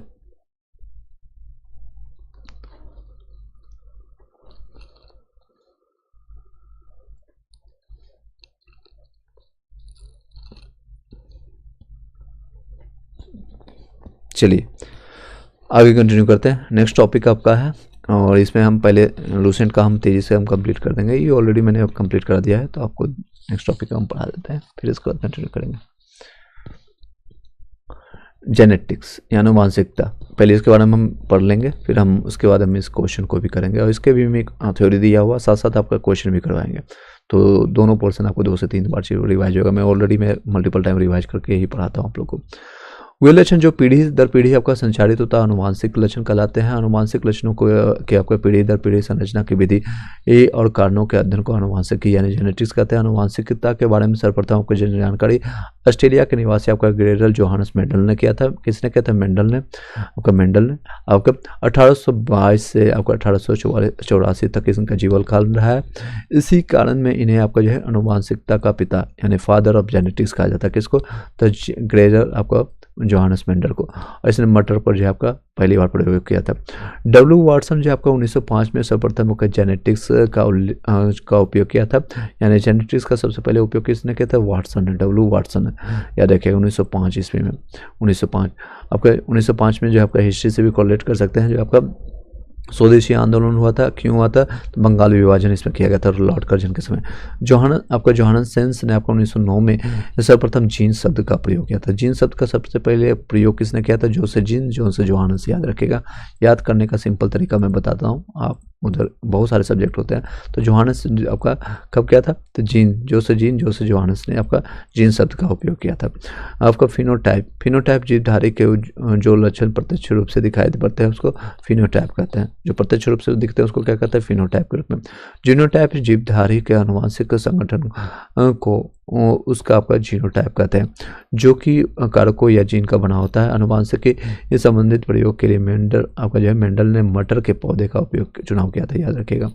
और किसने किया था, मेंडल, इसी ने किया था। मैंने आपको फादर ऑफ जेनेटिक्स जिसको कहते हैं, फादर ऑफ जेनेटिक्स के ग्रेगर मेंडल जोहानस आपका जोहानस मेंडल को जानते हैं। निक जोनस आपका रिसेंटली शादी किए हैं, तो इससे भी कोरिलेट कर सकते हैं, प्रियंका चोपड़ा उसके पति का, तो जोहानस रिक जोनस करके ऐसा नाम है कुछ। यस नो में भी कमेंट कीजिएगा। चलिए, मेंडल ने पहले एक जोड़ी आपके विपरीत गुणों फिर 2 जोड़े विपरीत गुणों के वंशानुगत आपका अध्ययन किया, जिन्हें क्रमशः आपका एक संकरणीय या 2 संकरणीय क्रॉस इसको कहते हैं। ये देख सकते हैं, एक संकरणीय क्रॉस में जिसमें मोनोहाइब्रिड क्रॉस, मेंडल ने एक आपका संकरणीय क्रॉस के लिए लंबे टीटी एक बौने टीटी पौधे के बीच आपको क्रॉस कराया गया। आपका देख सकते हैं, ये लंबा टीटी है, दूसरा आपको बौना टीटी के रूप में, यानी आपका पृथ पौधे होता है, मृत एक लंबा है। नेक्स्ट इसमें कृत्रिम आपका परागण किया गया था, टीटी का 100 आपका परागण करने के बाद सभी पौधे जो है संक्रमण आपका लंबे आपका F1 पीढ़ी प्राप्त हुए थे। नेक्स्ट आपका 100 परागण आपको शुद्ध आपको लंबे टीटी आपको 25% इसमें संक्रमण करने के बाद, अब फिर शुद्ध होना आपको 25%, आपको 100 परागण हमेशा शुद्ध लंबे प्राप्त हुए। 100 परागण में 75% और 25% इसको इसमें आपको 100 परागण में हमेशा जो है शुद्ध बौने आपका F3 प्राप्त होता है। इसको समझने के लिए मैं बता दूंगा, आप डोंट वरी, पहले इसको सुन लीजिए। देख सकते हैं F2 आपका जो है पीढ़ी को पौधा का आपका फिनोटिक्स का रूप में इसका अनुपात होता है 3:1 होता है, और जीनोटाइप में आपको जो होता है 1:2:1 के रूप में जानते हैं। तो याद रखिएगा, फिनोटाइप में 2 रहेगा 3:1 के रूप में, यानी 75% ये रहेगा और 25% आपका रहता है। जिस तरह से ये देख सकते हैं, लंबे वाले 75%, 25% शुद्ध बौना के रूप में रहता है 100 परागण में। और नेक्स्ट में आपका जीनोटाइप में आपका 1:2:1 के रूप में रहता है। द्विसंकरीय क्या होता है, डायहाइब्रिड में क्रॉस में मेंडल ने द्विसंकरीय क्रॉस के रूप में गोल और पीले बीज यानी RRYY और एवं हरे एवं आपका झुर्रीदार आपका बीज आपका जो है इससे संबंधित पौधों का आपको क्रॉस कराया। इसमें आपका गोल एवं पीला बीज आपको प्रभावित हुआ, जिसे आपको गोल और पीला जो आपका जैसे रेड और येलो आपको हुआ था। तो इसका आपका इसको कहते हैं जेनेटिक्स, जो आपका जेनेटिक्स या गैमेट जो बनाता है RY का बनाता है, यानी कि रेड और येलो बनाता है। झुर्रीदार और हरा बनाया तो रेड आपको देख सकते हैं, और आपका वो येलो के रूप में गैमेट आपको RY के रूप में जानता है। ये आपका पैतृक इसमें पौधा होता है, यानी एक्स के रूप में अगर देखेंगे तो गोल में पीला संक्रमण आता है, तो 100% में RRYY के ऊपर गोल और पीला होता है। तो इस तरह से आपका देखेंगे RRY क्या होगा, इसमें नर युग्मक होता है, तो इसमें आपका इस तरह से आपका निकलेगा। गोल और पीला शुद्ध होगा तो इसमें अशुद्ध होगा, उसमें आप गोल और पीला अशुद्ध के रूप में जानते हैं। तो इस तरह से युग्मक को प्राप्त करेंगे, यहाँ पर इससे करेंगे, यहाँ पर इससे इसका करेंगे तो ये प्राप्त होगा। ये देख सकते हैं, यहाँ पर इससे करेंगे तो इसको आप एक बार देख लीजिएगा, इसको हम इससे कोरिलेट करेंगे तो आपको यहाँ पर प्राप्त होगा। तो इस तरह से देखेंगे। अतः जो है आपका F2 पीढ़ी के पौधों का आपका फिनोटाइप होता है 9:3:3:1 के रूप में प्राप्त होता है। F2 पीढ़ी के पौधों का फिर जीनोटाइप होगा 1:2:1 और 2:4:1 के रूप में, 1:1 आपका 1 के रूप में प्राप्त होता है। आपके उपयुक्त जो है दोनों प्रकार के आपको प्रयोगों के आधार पर मेंडल ने अनुवांशिकता संबंधित कुछ नियम दिए। अब नियम से मतलब है इतना आपको समझ आया नहीं आता कोई दिक्कत नहीं, क्वेश्चन जिस तरह से पूछा जाएगा तो मैं उसका प्रैक्टिस अभी करवा दूंगा, जितना भी PYQ आया साथ साथ थ्योरी आया, तो आपको इधर उधर भटकने की जरूरत नहीं पड़ेगी। एक ही वीडियो में आपका ये टॉपिक कंप्लीट हो जाएगा, डोंट वरी। ये आपका जैव विकास से संबंधित। नेक्स्ट चलते हैं। तो मेंडल ने क्या निष्कर्ष निकाले उसके बाद, उपयुक्त दोनों के प्रयोग के आधार पर मेंडल ने आनुवंशिकता से कुछ नियम दिए, जिन्हें मेंडल के आनुवंशिकता के नियम के नाम से जाना जाता है। इन नियमों से मैं पहला और दूसरा नियम जो आपका एक संकरणीय क्रॉस के आधार पर, और दूसरा जो है आपका तीसरा आपका नियम जो आपका द्विसंकरणीय आपका जो है क्रॉस पर आधारित है। मेंडल के नियम है आपका जो है प्रभाविक आपका जो नियम यानी लॉ ऑफ आपका डोमिनेंस के रूप में, एक जोड़ा जो है आपका विपर्यायी गुणों वाले शुद्ध पिता एवं माता में संक्रमण करने में प्रथम पीढ़ी में आपको प्रभावी गुण प्रकट होते हैं, जबकि अप्रभावी गुण छिप जाते हैं। प्रथम पीढ़ी में केवल प्रभावी गुण ही दिखाई देता है, लेकिन अप्रभावी गुण उपस्थित अवश्य रहता है। यह गुण दूसरी पीढ़ी में प्रकट होता है। पृथक्करण का नियम का लॉ ऑफ जेन सेग्रेगेशन लक्षण कारकों या जीनों के जोड़ों के ये दोनों कारक युग्म बनाते समय पृथक हो जाते हैं। इनमें से केवल एक कारक ही किसी को एक को युग्मक में पहुंचाता है। इन नियम को जो है युग्मों की शुद्धता का नियम भी कहते हैं। नेक्स्ट है स्वतंत्रता अपव्यूहन का नियम, लॉ ऑफ इंडिपेंडेंट असॉर्टमेंट। यह दो जोड़ी की विपरीत लक्षणों वाले पौधों के बीच संक्रमण कराया जाता है। दोनों आपका लक्षणों का जो है पृथक स्वतंत्र रूप से होता है। एक लक्षण जो आपका अनुवांशिक दूसरे को प्रभावित नहीं करती है। युग्म को वैकल्पिक में रूप जानते हैं। एक ही गुण के विभिन्न आपके विपर्यायी रूपों को प्रकट करने वाले लक्षण को कारकों के एक दूसरे का युग्म विकल्प या एलील कहे जाते हैं। इसको हम सुनते जाइए, आपको दिमाग लगाना नहीं है। मैं आपको जहाँ दिमाग लगाने की जरूरत पड़ेगी तो मैं आपको बता दूंगा। जैव विकास यहाँ पर आ जाएगा। जैव विकास का टॉपिक को कंप्लीट करते हैं। उसका पहले आप सुनते जाइएगा, सारे एनसीईआरटी से उठाया गया ये पॉइंट है। नेक्स्ट है संलग्नता यानी लिंकेज होता है। एक ही गुणसूत्र परिस्थिति आपका जीनों में एक साथ आपका वंशागत होने की प्रवृत्ति आपको पाई जाती है। यानी एक साइड का अगर एक तरह का मिलेगा तो एक ही साइड का मिलेगा। मतलब अगर दोनों सुंदर है, दोनों काले हैं तो काला ही पैदा होगा। जीनों की इस प्रवृत्ति को आपको संलग्नता कहते हैं। जबकि जीन जो एक ही आपका गुणसूत्र पर स्थापित होता है और एक आपका एक साथ आपका वंशानुगत होता है, उन्हें आप जैसे मुस्लिम धर्म में देखते होंगे कि आपका भाई बहन से शादी कर लेता है। तो जिस तरह का अगर बीमारी इसमें भी अगर मान लीजिए ए पर्सन है, उसको भी अगर कोई बीमारी है और बी को भी है, क्योंकि वो एक ही तरह से जेनेटिक से लिए होता है, तो उसके कहीं ना कहीं आपका जो है पूर्वज ही सेम होता है। इसलिए देखा जाता है आपके हिंदू व कई और रीति रिवाजों में कहीं पर एक ही दूसरे में क्रॉस किया जाता है, ताकि मैं ये प्लांट के टर्म में आपका नेचुरल भाषा में बता रहा हूँ। तो अगर देखेंगे तो आपका क्यों दूसरे धर्मों में शादी या दूसरे परिवार में दूसरे अथी में किया जाता है, दूसरे धर्म में तो नहीं कर सकते। मतलब एक ही धर्म में एक ही कास्ट में कई लोग दिखते हैं, बट आपका अलग हो जाता है, अपने भाई बहन से शादी नहीं करते हैं। रीजन है कि उसमें वो जेनेटिकली, आप रिसेंटली आपने सुना होगा, कुछ दिन पहले आपने न्यूज देखा होगा कि एक पाकिस्तान में एक गाँव, पूरा गाँव जो है आपका लाखों हजारों या सैकड़ों लोग हैं सेम तरह की बीमारी से ग्रसित है। तो क्योंकि उनका जेनेटिक्स से आपका किसी न किसी उसके बाबा तरफ बाबा यहाँ पे बाप माँ एक ही है, तो इसी तरह से सब एक दूसरे से फैलता जा रहा है। नेक्स्ट है जबकि जीन जो है एक ही आपका गुणसूत्र पर स्थापित तो होते हैं और एक साथ आपको वंशानुगत होते हैं। उन्हें आपका संलग्न आपका जीव यानी लिंक्ड जीन्स कहते हैं। लिंक संलग्न आपका जो है जीन आपका सेक्स लिंक्ड जीन लिंग संलग्न गुणों को एक पीढ़ी से दूसरी पीढ़ी में ले जाते हैं। वास्तव में एक गुणसूत्र का पर जीन लिंग स्थित जीन ही लिंग संलग्न आपका सहलंग आपका जो है जीन कहे जाता है, क्योंकि इसका प्रभाव जो नर और मादा दोनों पर पड़ता है। लिंग आपका संलग्नता का सर्वप्रथम विस्तृत व्याख्या आपका मार्गन ने किया था 1910 में। और मनुष्य में आपका कई लिंग जो है संलग्न गुण, जैसे आपका रंग वर्णता यानी कि जिसको आपका साधारण भाषा में कहे तो आपका रंग वर्णता यानी कि उसको कलर ब्लाइंडनेस हो जाता है। रेलवे में जो आप ALP के लिए या कहीं आप जाएंगे मेडिकल में तो सबसे ज़्यादा ये चेक किया जाता है कलर ब्लाइंडनेस। अगर माता पिता को है तो इसी जेनेटिक बीमारी होता है, इसका कोई इलाज भी नहीं है, तो याद रखिएगा। तो इसका अगर माता में से ज़्यादातर माता या पिता किसी में है तो आपको ये फैलता है। तो मनुष्य में आपके कई जो है लिंग आपका सह आपका गुण होने के कारण इसमें रंग बनता है। यहाँ पर बांझपन आता है, हेमोफीलिया आता है, मायोपिया आता है, हाइड्रो आपका ट्राइकोसिस आता है। लिंग आपका संलग्न गुण स्त्रियों की अपेक्षा पुरुषों में ज़्यादा प्रकट होते हैं, क्योंकि पुरुषों का डोमिनेट करता है वो सारी चीज़ें। मानव जो है अनुवांशिक है, ह्यूमन जेनेटिक्स होता है। गुणसूत्र यानी क्रोमोसोम्स का नामकरण जो होता है W वाल्डेयर ने किया था। ये क्वेश्चन याद रखिएगा, कब किया था याद रहे ना रहे, 1888 याद रखना आसान है, हालांकि 1888 1888 में। और आपका गुणसूत्रों के जो क्रोमोसोम का जो है नामकरण किसने दिया था? W वाल्डेयर ने। किसने? W वाल्डेयर ने दिया था। क्रोमोसोम की संख्या यानी गुणसूत्र के बारे का नामकरण किसने किया था?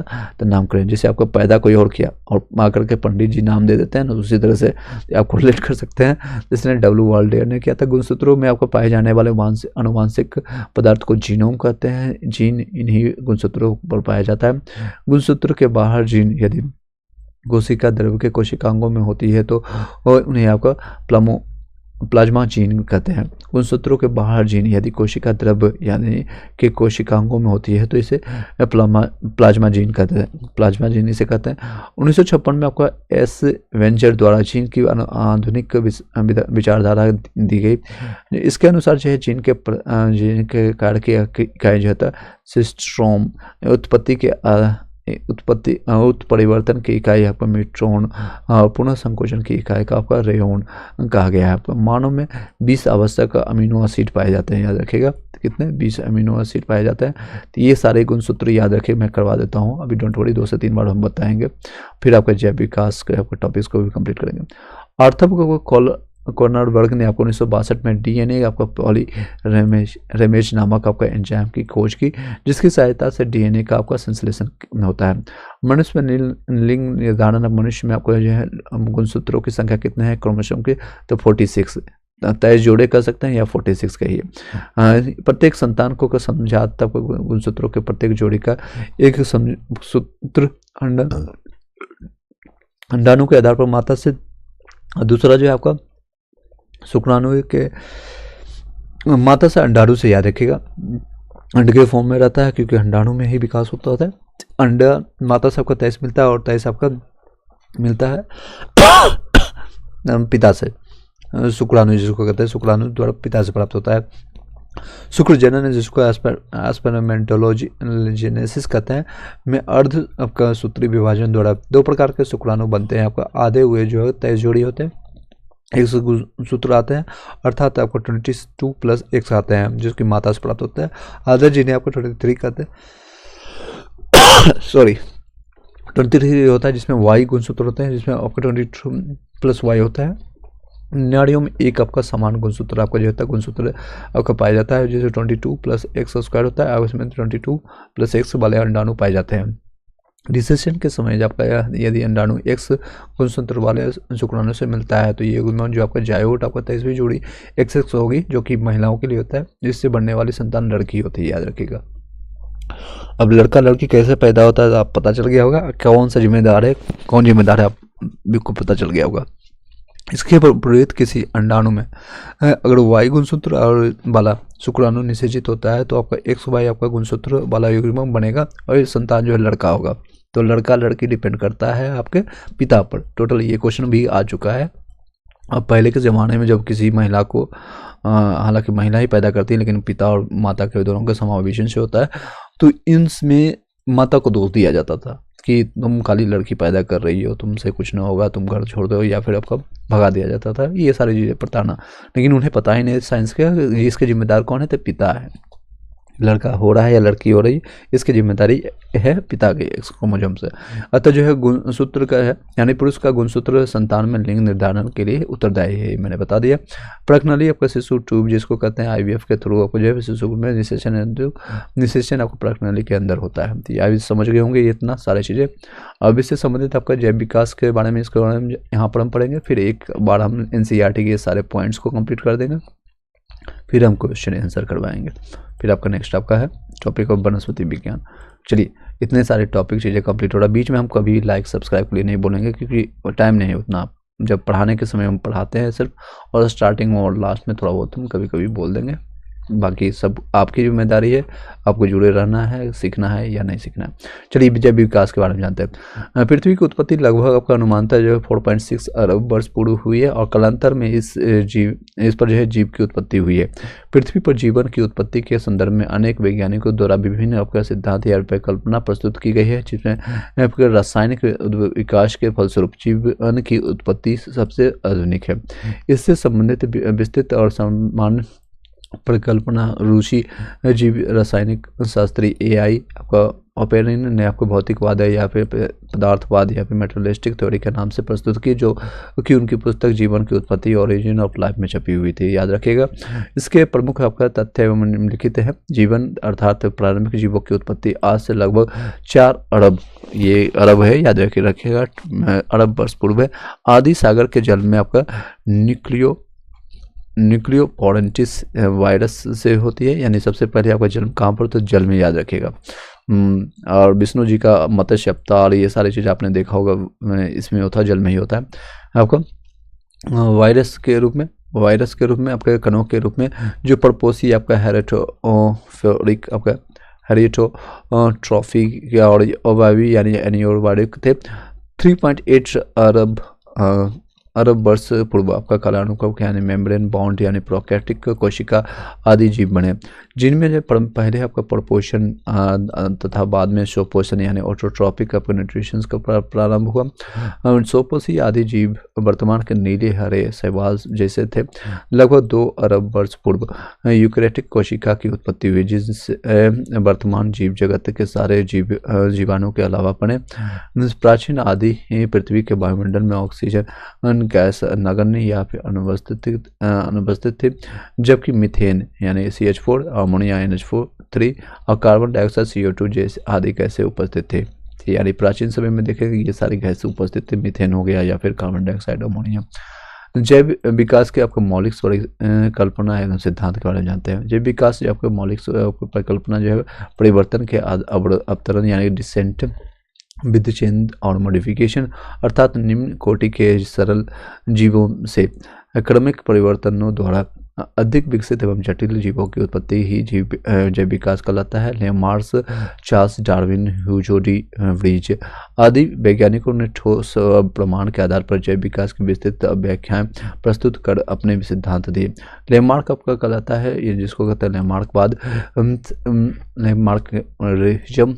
जैव विकास परिकल्पना का पहला आपका तर्कसंगत सिद्धांत फ्रांसीसी जीव वैज्ञानिक का कौन था, तो जीन बेस्टिट डी लेमार्क ने प्रस्तुत किया, जो 1809 में 18 डिवाइडेड बाई 9 कर सकते हैं, तो आपका इससे 18 डिवाइडेड बाई 9 या 9 का टेबल पढ़ लीजिए, तो इससे कोलेट करके आप याद रखेगा। तो इससे मैं आपको जो उसकी पुस्तक का फिलोसफी की जियोलॉजी यानी फिलोसफी जी के रूप में छपा। इसे लेमार्क का सिद्धांत या लेमार्कवाद कहते हैं। इसे लेमार्क सिद्धांत या लेमार्कवाद कहते हैं।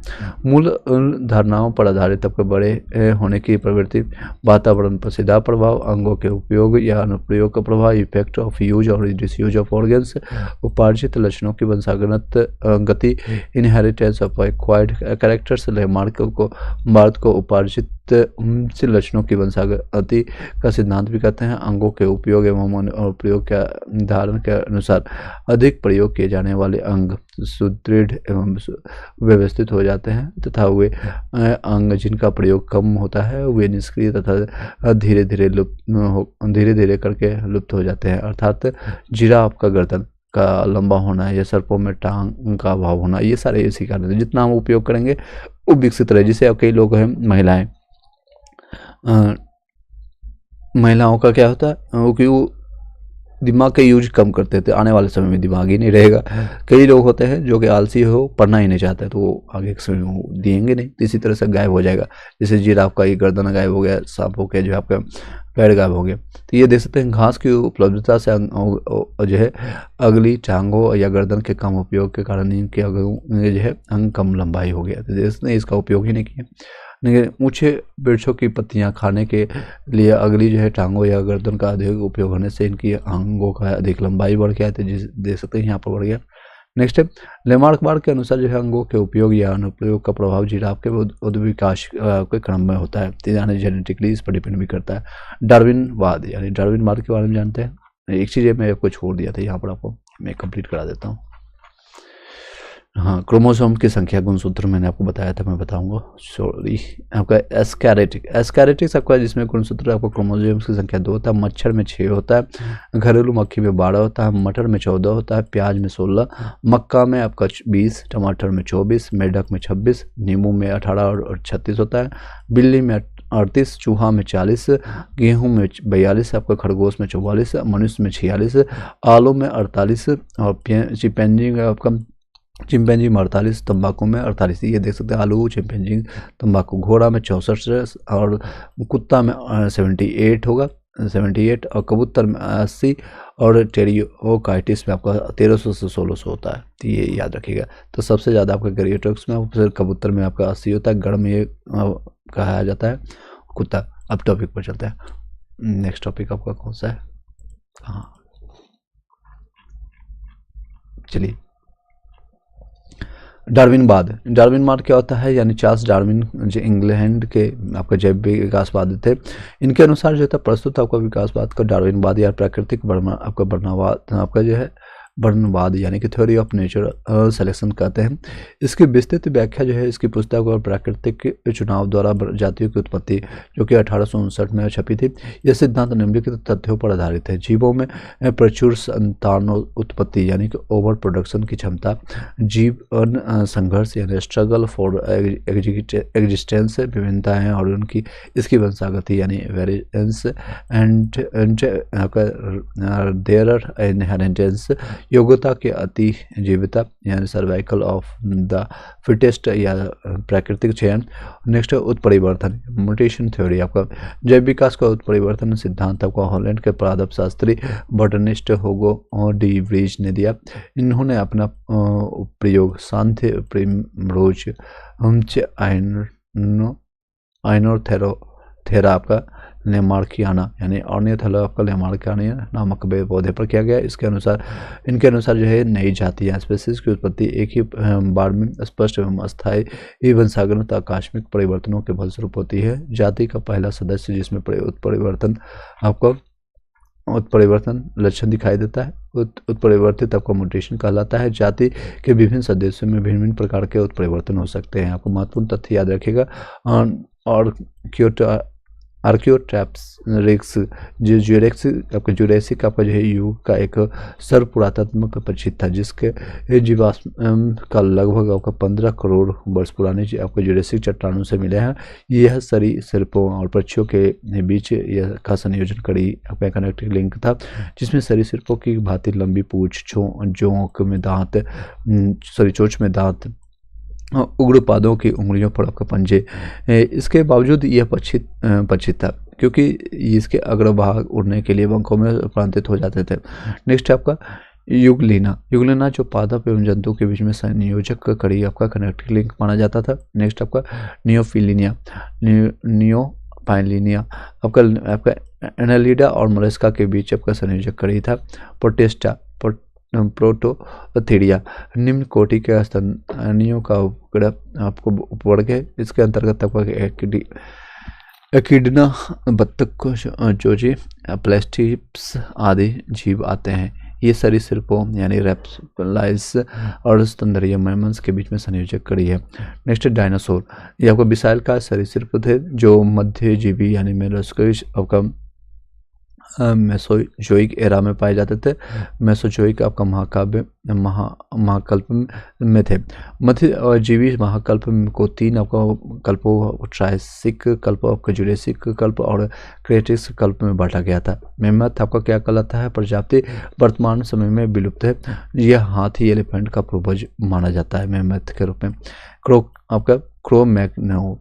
क्रो-मैग्नोन आप जो होता है मनुष्य के आधुनिक मानव आपका जो है होमो सेपियंस का अंतिम सीधा पूर्वज या फिर आधुनिक मानव की उपजाति सब सेपियंस आपका होमो सेपियंस फॉलिस आपका होमो सेपियंस फॉसिल्स मानते हैं। क्रो-मैग्नोन का शरीर गढ़ा हुआ लगभग 180 सेंटीमीटर 6 फीट लंबा कपाल गुहा यानी 1600 क्यूबिक सेंटीमीटर थी। डेनियो शोवन एक आदिवासी प्रजाति थी जो यूरेशिया के जंगलों में लगभग 1.5 से लेकर 2 लाख वर्ष पूर्व निवास करती थी। पहली बार वर्ष 1910 में साइबेरिया की गुफा में प्राप्त अस्थि अवशेषों से इसकी पहचान हुई थी तथा फिर चीन के तिब्बत की एक गुफा से प्राप्त एक आपके जीवाश्म जबड़े के विश्लेषण से इनके पूर्व एशिया तक विस्तारित होने की पुष्टि की गई। 1 मई 2019 को प्रतिष्ठित विज्ञान मैगजीन ऑफ नेचर में प्रकाशित एक शोध पत्र में की गई थी। तिब्बत में प्राप्त डेनी शोवन का यह जबड़ा उत्तर मध्य प्लास्टोसीन काल आपको लगभग 1.6 लाख पूर्व माना जाता है। डेनी शोवन का अवशेषों के डीएनए विश्लेषण के आधार पर इन्हें होमो सेपियन और निएंडरथल स्थल से पृथक तीसरे प्रकार के समस्त आपका समकालीन मानव प्रजाति माना जा रहा है। चलिए नेक्स्ट है आपका क्वेश्चन आंसर पर चलते हैं, फिर इससे संबंधित आपका हम करवाएंगे। यहाँ तक किसी को समझ आया, नहीं आया तो बताइएगा, क्वेश्चन आंसर करेंगे तो समझ आ जाएगा अगर कुछ समझ आए, क्योंकि ये सारी चीज़ें कुछ टर्म अगर फर्स्ट टाइम आप सुन रहे हैं तो ऑलरेडी आपने पढ़ रखा है तो आपको समझ आ गया होगा, अगर नहीं पढ़ रखे हैं तो भी आपको समझ आएगा क्योंकि हम क्वेश्चन आंसर करवाएंगे। नहीं, पहले इसके बाद हम एनसीईआरटी का हम ये पॉइंट्स को हम देख लेते हैं। ये एनसीईआरटी से ही लिया गया है, ये बहुत अच्छी बुक है और अभी भी कई लोग इसका वैल्यू नहीं देते हैं, लेकिन अभी भी एग्जामिनेशन निकालने के लिए आप लोगों ने सुने होंगे कई जो है सिलेक्शन से लेने के बाद बताते हैं कि मैं एनसीईआरटी के साथ साथ अगर एनसीईआरटी टाइम मिलता है तो ठीक है, वेल एंड गुड है, साथ साथ मैं आपको ये सारे सब्जेक्ट को मैं पढ़ता हूँ, आपने सुना होगा। चलिए, प्रारंभिक निम्न कोटि के जीवों में क्रमिक आपका परिवर्तनों द्वारा अधिकारिक जीवों की उत्पत्ति को जैव विकास यानी ऑर्गेनिक इवोल्यूशन कहा जाता है। जीव जंतुओं की रचना इकाइक एवं रासायनिक भ्रूणीय विकास वितरण आदि में विशेष क्रम या आपसी संबंध के आधार पर भी सिद्ध किया जाता है कि जैव विकास हुआ है। लेमार्क, डार्विन, बेबल्स, डिब्रिज आदि ने जैव विकास के संबंध में अपनी अपनी परिकल्पना को सिद्ध करने के लिए इन्हीं संबंधों को दर्शाने वाले निम्नलिखित को प्रमाण प्रस्तुत किए हैं। वर्गीकरण आपको वर्गीकरण से प्रमाणन मिला है, तुलनात्मक शरीर संरचना से प्रमाण मिला है, अपसेसी अंगों से प्रमाण मिला है, संयोजकता जंतुओं से प्रमाण मिला है, पूर्वजों से प्रमाण मिला है, तुलनात्मक आपको भौतिकी से प्रमाण मिला है, भौगोलिक वितरण से प्रमाण मिला है, तुलनात्मक कायिक एवं जीव रासायनिक से प्रमाण मिला है, अनुवांशिकी से प्रमाण मिला है, पशुपालन से प्रमाण मिला है, रचनात्मक समृद्धता से प्रमाण मिला है, जीवाश्म विज्ञान एवं जीवाश्मों से प्रमाण मिला है। समजात अंग किसको कहते हैं? होमोलोगस आपका ऑर्गन किसको कहते हैं? ऐसे अंग जो विभिन्न कार्यों के लिए उपयोजित हो जाने के कारण काफ़ी असामान्य दिखाई दे सकते हैं, परंतु मूल संरचना एवं भ्रूणी परिवर्धन के समान होते हैं, समजात अंग कहलाते हैं। उदाहरण में सील के फली पर, चमगादड़ के पंख, घोड़े की अगली टांग, बिल्ली का पंजा, मनुष्य के हाथ की मौलिक संरचना एक जैसी होती है। इन सभी में होमेरस, रेडियो अल्ना, कार्पस, आपका मेटा और कार्पस आदि अस्थियां होती है। इनका आपका भ्रूणी के विकास भी एक ही हिस्सा होता है, परंतु इन सभी का कार्य अलग अलग होता है। सील का आपका फ्लीपर तैरने के लिए, चमगादड़ के लिए देखते होंगे, चमगादड़ के पंखा को उड़ने के लिए, घोड़े के टांग दौड़ने के लिए, मनुष्य का हाथ वस्तु को पकड़ने के लिए अनुकूलित होता है। समरूप अंग होता है, एनालोगस ऑर्गन, ऐसा अंग जो समान कार्य के लिए उपयोजित हो जाने के कारण समान दिखाई देता है, परंतु मूल संरचना एवं भ्रूणीय परिवर्तन में भिन्न होते हैं। समरूप अंग कहलाते हैं, जिस उदाहरण में तितली, पक्षियों, चमगादड़ के पंख उड़ने का कार्य करते हैं और देखने में एक समान लगते हैं, परंतु इन सभी की उत्पत्ति अलग अलग ढंग से होती है। तितलियों के पंख की रचना शरीर के भीतरी भंज द्वारा होता है। पक्षियों के अंग जो है की रचना उनकी अग्रभागों अर्घपादों पर पड़ों द्वारा होता है। चमगादड़ के पंख की रचना हाथ की 4 लंबी अंगुली देखते होंगे, अंगुलियों पर बना होता है और छड़ के बीच आपका फैली त्वचा से होती है। अवशेषी अंग होता है जिसको वेस्टिबिजियल आपका ऑर्गन कहते हैं। ऐसे अंग जो जीवों के पूर्वजों में पूर्ण विकसित होते हैं, परंतु वातावरणीय परिस्थिति में बदलाव से इनका महत्वपूर्ण समाप्त हो जाता है, होने के कारण विकास क्रम में इनका आपका क्रमिक लोप होने जाते हैं, यानी खत्म होने पर उन्हें लगता है। अवशेषी अंग कहलाते हैं।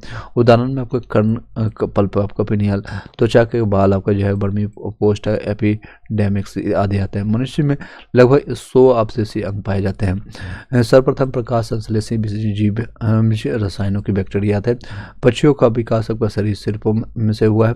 जल स्थल जीवों का विकास मत्स्य वर्ग से हुआ है, जल स्थल में जितने भी है। नेक्स्ट है स्तन वर्गीय जीवाश्म, अनेक ऐसे प्राचीन कालीन जीवों एवं पादपों का अवशेष जो हमारी पृथ्वी पर भी विद्यमान थे, परंतु बाद में समाप्त अर्थात विलुप्त हो जाते हैं, भूपटल की चट्टानों में परिलक्षित मिलते हैं, उन्हें जीवाश्म कहते हैं। इनके अध्ययन को जीवाश्म विज्ञान कहा जाता है। जैव विकास के सिद्धांत पर जैव विकास के संबंध में अनेक सिद्धांत प्रतिपादित किए गए हैं, जिसमें लेमार्कवाद, डार्विनवाद या उत्परिवर्तनवाद प्रमुख है। लेमार्कवाद लेमार्क का सिद्धांत 1809 में उनकी पुस्तकों का फिलोसफी जूलॉजी यानी फिलोसफी ऑफ जूलॉजी में प्रकाशित हुआ था। ये मैंने बताया था 1809 में, आपका यहाँ पर डिवाइडेड करके भी बताया था। 9 का टेबल पढ़ लीजिए या फिर 1800 ये आपका ये क्वेश्चन इंपॉर्टेंट है, याद रखिएगा। लेमार्क बार्ड का जो आपका पुस्तक का नाम लेमार्क बार्ड में आपको प्रस्तुत किया गया था। तो ये क्वेश्चन को यहीं पर से रिपीटेड आपको यहाँ पर देखने को मिल रहा है। नेक्स्ट है कहाँ पर थे हम, यस चलिए 1809 में उनकी पुस्तक तक कौन सा था, पुस्तक का नाम क्या हुआ, फिलोसफी आपका जियोलॉजिक यानी फिलोसफी ऑफ जियोलॉजिक में प्रकाशित होता है। इस सिद्धांत के अनुसार जीवों में एवं उनके अंग में सतत बड़े होते रहने की प्रवृत्ति प्राकृतिक प्रवृत्ति होती है, नेचुरल यानी होता है। इन जीवों पर वातावरणीय परिवर्तन पर सीधा प्रभाव पड़ता है, नेचर पर का भी इफेक्ट पड़ता है। जैसे देखते होंगे आपने कि हरियाणा के लोग ज़्यादातर लंबे होते हैं, ज़्यादातर पंजाब के लोग, क्योंकि वहाँ पर उस तरह का इन्वायरमेंट होता है। और बिहार के हो गया या फिर बंगाल को हो गया, उस तरह का हाइट या फिर उस तरह का हाइट नहीं मिलता, 6 फीट से कम रहता है जनरली। ये सारी चीज़ें देखने को मिलता है। चलिए आगे कंटिन्यू करते हैं। इन जीवों पर वातावरणीय परिवर्तन का सीधा प्रभाव पड़ता है। इसके कारण जीवों में विभिन्न अंगों का उपयोग घटता बढ़ता रहता है। अधिक उपयोग में आने वाले अंगों का विकास अधिक है, कम उपयोग में आने वाले अंगों का विकास कम होने लगता है। जैसे महिलाओं का दिमाग क्या होता है, कम उपयोग करते हैं तो दिमाग रहता ही नहीं, कुछ समय के बाद खत्म हो जाता है, घुटने में आ जाता है। कई लोग कहते हैं ये सही है गलत है, आप लोग बताइएगा कमेंट बॉक्स में क्यों कहा जाता है। इसे अंगों के कम उपयोग और कम उपयोग या अधिक उपयोग का सिद्धांत भी कहते हैं। इस प्रकार से जीवों द्वारा उपार्जित लक्षणों की गति होती है, जिसके फलस्वरूप नई नई आपकी जातियां बन जाती है। उदाहरण आपको जिराफ की गर्दन का लंबा होना। डार्विनवाद यानी कि जैव विकास के संबंध में डार्विन का सर्वाधिक प्रसिद्ध आपका है। डार्विन को पूर्व अवशेष का महानतम अवशेष कहा जाता है। चार्ल्स डार्विन 1809 से 1882 तक उनका जीवन काल रहा है। 1831 में आपका बीगल नामक विश्व सर्वेक्षण जहाज पर पूरे आपको विश्व का भ्रमण किया। डार्विनवाद के अनुसार सभी जीवों में प्रचुर आपका संतानोत्पत्ति की क्षमता होती है, यानी सभी जीव जो है अपना संतान बच्चे पैदा कर सकते हैं। अधिक आबादी के कारण प्रत्येक जीवों को अपनी आवश्यकता की पूर्ति हेतु दूसरे जीवों से आपको जीवन पर्यंत संघर्ष करना पड़ता है। देखते होंगे अभी भी टाइम में लोग अपने क्यों पैदा करते हैं बच्चे ज़्यादा ज़्यादा, ताकि उनकी एग्जिस्टेंस जिंदा रहे। और वो भले जिंदा ना रहे, कुछ समय बाद मर जाएगा। लेकिन इंसानों की अभी जनसंख्या और कई है बढ़ गई है, अभी इंसानों की जनसंख्या कम होने। कोविड जैसा काम जब आता है या फिर कोई भूकंप आता है, कुछ होता है, तो लोग हजारों सैकड़ों या लाखों लोग मरते भी हैं। एनीहाउ चलते हैं टॉपिक पर आते हैं, अभी जीव विज्ञान को समझते हैं। दो जो है जातीय या जीव जो है आपस में मिल करके जीव जो है आपस में बिल्कुल आपको जो है समान नहीं होते हैं। ये विभिन्नता इन्हें जो है इनके जनकों से वंशानुक्रम में मिलते हैं। कुछ विभिन्नता जीवन संघर्ष के लिए लाभदायक होती है, यानी कि जीवन में संघर्ष जरूरी है। देख सकते हैं, मैं नहीं बोल रहा, बायोलॉजी बोल रहा है। अगर आपके जीवन में संघर्ष है यानी आप जिंदा हैं, कुछ ना कुछ आपका संघर्ष होना चाहिए। कभी हस्बैंड को वाइफ से झगड़ा हो रहा है, कभी माता को पिता से, कभी पिता को बेटे से, बेटा को बेटी से। इस तरह से कभी न कभी संघर्ष जारी रहना चाहिए। कभी आपको इंडिया पाकिस्तान से, पाकिस्तान को चाइना से, चाइना को इंडिया से। तो ये संघर्ष जरूरी है, ये जो फ्रूटफुल होता है कि आपके विकास को आपका लाभदायक होता है। जबकि कुछ अन्य जो है हानिकारक होते हैं, जिससे जीवों में आपको विभिन्नता है, आपको वातावरणीय दशाओं के अनुकूल होने पर बहुमुखी आपका जीवन संघर्ष में सफल होते हैं। उपयोगी विभिन्नता पीढ़ी दर पीढ़ी आपको एकत्रित होती रहती है। काफ़ी समय बाद उत्पन्न जीवधारियों के लक्षण मूल जीवधारियों के में से इतने भिन्न हो जाते हैं कि एक नई जाति बन जाती है। नव डार्विनवाद है, न्यू डार्विनिज्म होता है। डार्विन के पश्चात इनके समर्थकों द्वारा डार्विनवाद के उनको जीनवाद के ढांचे में डाल दिया गया, जिसे आपका नव डार्विनवाद कहा जाता है। इसके अनुसार किसी जाति पर कई कारकों का एक साथ प्रभाव पड़ता है, जिससे इस जाति से नई जाति बन जाती है। ये कारक है आपका विविधता, उत्परिवर्तन, प्रकृति वर्ण, जनन। इस प्रकार जो है नव डार्विनवाद के अनुसार जीवन में साधारण परिवर्तनों के परिणाम स्वरूप जीवों की नई जातियां बनती है, जिसमें आपका जीन परिवर्तन के कारण विभिन्नता बढ़ जाती है। उत्परिवर्तनवाद यह सिद्धांत प्रस्तुत आपका हुगो डी प्राइज द्वारा प्रतिपादित किया जाता है। इस सिद्धांत के 5 प्रमुख आपका तथ्य निम्नवत है। नई जीव जातियों की उत्पत्ति लक्षणों में छोटी छोटी एवं स्थिर विभिन्नताओं के प्राकृतिक चयन द्वारा पीढ़ी दर पीढ़ी संचय या क्रमित के विकास के फलस्वरूप नहीं होती है, जबकि बल्कि यह आपके उत्परिवर्तन के फलस्वरूप होती है। इस प्रकार जो है इससे उत्पन्न जाति का प्रथम को जो है उत्पन्न इस तरह से देख सकते हैं। ये कंप्लीट हो गया टॉपिक ऑलमोस्ट, यहाँ आपको मैंने बता दिया। क्वेश्चन आंसर पर चलते हैं, यस नो में भी आप लोग बताइएगा। चलिए क्वेश्चन, पहला क्वेश्चन है आप लोग के समकक्ष, आप बताइएगा यूपीएससी में देख सकते हैं, आरओ यूपी में पूछा गया मेंस में 2016 में। निम्नलिखित में कौन से जो है प्राचीन या आदि पृथ्वी के अनुमंडल से संबंधित है? तो कौन सा है? तो आपका मीथेन है, अमोनिया है, कार्बन डाइऑक्साइड है। कौन सी गैस जो आपका जो है प्राचीन या आदि पृथ्वी के अनुमंडल वायुमंडल से अनुपस्थित था, यानी वो था ही नहीं। तो मैंने अभी एग्जाम्पल बताया था, मीथेन है, CH4 था, अमोनिया था, NH3 था और कार्बन डाइऑक्साइड CO2 था। तो ये तीन चीज़ था, ऑक्सीजन के बारे में नहीं था चर्चा, तो ये अनुपस्थित था। ऑक्सीजन आया तब भी हम लोग का एग्जिस्टेंस है, जैसे अभी चंद्रमा पर ऑक्सीजन की नहीं है संभावना, या फिर आने समय में हो जाएगा तो वहाँ पर भी लोग बसने लगेंगे, वहाँ पर भी लोग जा कर के बच्चे पैदा करेंगे और XYZ कुछ भी कर सकते हैं। क्या कर सकते हैं आई डोंट नो। चलिए देख सकते हैं प्रश्न में जो पूछा गया, प्राचीन यानी आदि पृथ्वी के वायुमंडल में ऑक्सीजन जो है गैस नगण्य या अनुपस्थित थे, जबकि मीथेन, अमोनिया, कार्बन डाइऑक्साइड आदि गैसें उपस्थित थे। अभी मैंने रिसेंटली मैंने बताया भी था आपको, जब मैंने आपको आज ही के टाइम में मैंने करंट अफेयर पढ़वाया था, टॉप 100 क्वेश्चन आपको एडिटेरिया का, तो उसमें जाकर के देखेंगे मैंने बताया था कि कार्बन डाइऑक्साइड से अब ऑक्सीजन जो परिणत यानी कि ट्रांसफर करने का काम चाइना कर रहा है। तो ये इस तरह से काफ़ी चीज़ें विकास कर रहा है। चाइना काफ़ी आगे है आप लोग से, हम लोग से, पूरे इंडिया से। हम लोग भारत महान करते हैं और कंपेरिजन बांग्लादेश और नाला पाकिस्तान से कर लेते हैं, लेकिन हम चाइना से और USA से कंपेरिजन करेंगे टेक्नोलॉजी के बारे में और बहुत सारी चीज़ों के मामले में, तो बहुत पीछे हैं, बहुत ज़्यादा पीछे हैं, 100-200 साल पीछे हैं शायद। वर्तमान प्रमाण के अनुसार जो है पृथ्वी पर जीव का उद्गम हुआ है, कब हुआ है? तो लगभग 2 अरब वर्ष पुरानी है। ये देख सकते हैं, 1 सैकड़ा, 1000, 10,000, लाख, 10 लाख, करोड़, 10 करोड़, अरब आपका है, 2 अरब वर्ष पूरा है। वर्तमान प्रमाण के अनुसार ये देख सकते हैं, सारे के अनुसार जो है लगभग 2 अरब पुरानी है। प्रारंभ में जीव धारण यानी एक कोशिका यानी यूनिसेलुलर थे, फिर बाद में आपका बहुकोशिकीय जीवाणु मल्टी सेलुलर ऑर्गन्स का विकास हुआ, जो कि यूकैरियोटिक कोशिका वाले होते हैं। ज्ञातव्य है कि जीवाणु तथा नीले हरे शैवाल साधारण किस्म के आपको प्रोकैरियोटिक कोशिका वाले होते हैं। पृथ्वी पर सबसे पुराना जीव कौन सा था? तो कौन सा था? अमीबा था, या फिर आपका नीलहरित शैवाल था, कवक था, यूग्लिना था। क्वेश्चन का आंसर आप साथ साथ देते जाइएगा। इसका सही जवाब आपका नीलहरित शैवाल था। कौन सा था? तो नीलहरित शैवाल था। चलिए जितने लोग ज्वाइन कर रहे हैं और लाइक करके शेयर कर दीजिएगा। 71 लोग अभी देख चुके हैं। चलिए नेक्स्ट है, पृथ्वी पर सबसे पुराना आपका जीव आपका जो है नीलहरित शैवाल है। ये ऐसे प्रथम जीव है जिन्होंने सूर्य के प्रकाश जल के प्रयोग से भोजन का निर्माण करना प्रारंभ किया था। इस प्रकार से प्रक्रिया से उत्पन्न हुई ऑक्सीजन जैसे गैस आपको वायुमंडल में फैलने लगी, जो अन्य जीवों के विकास में सहायक हुई।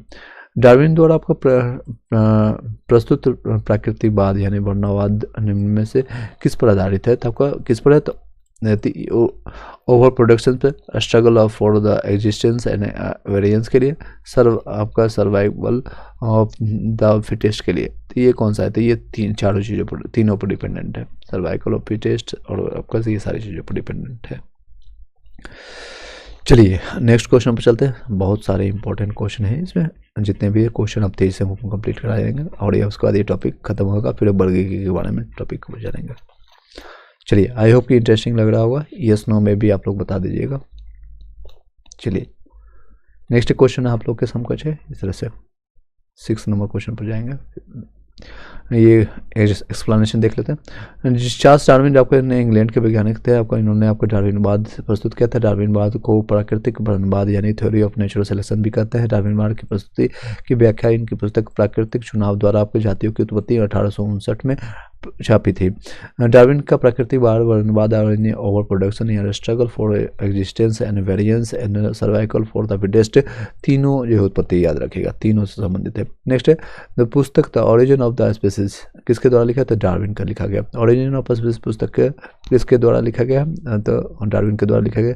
चार्ल्स डार्विन इंग्लैंड के वैज्ञानिक थे, जैव विज्ञान आपका विकासवादी थे।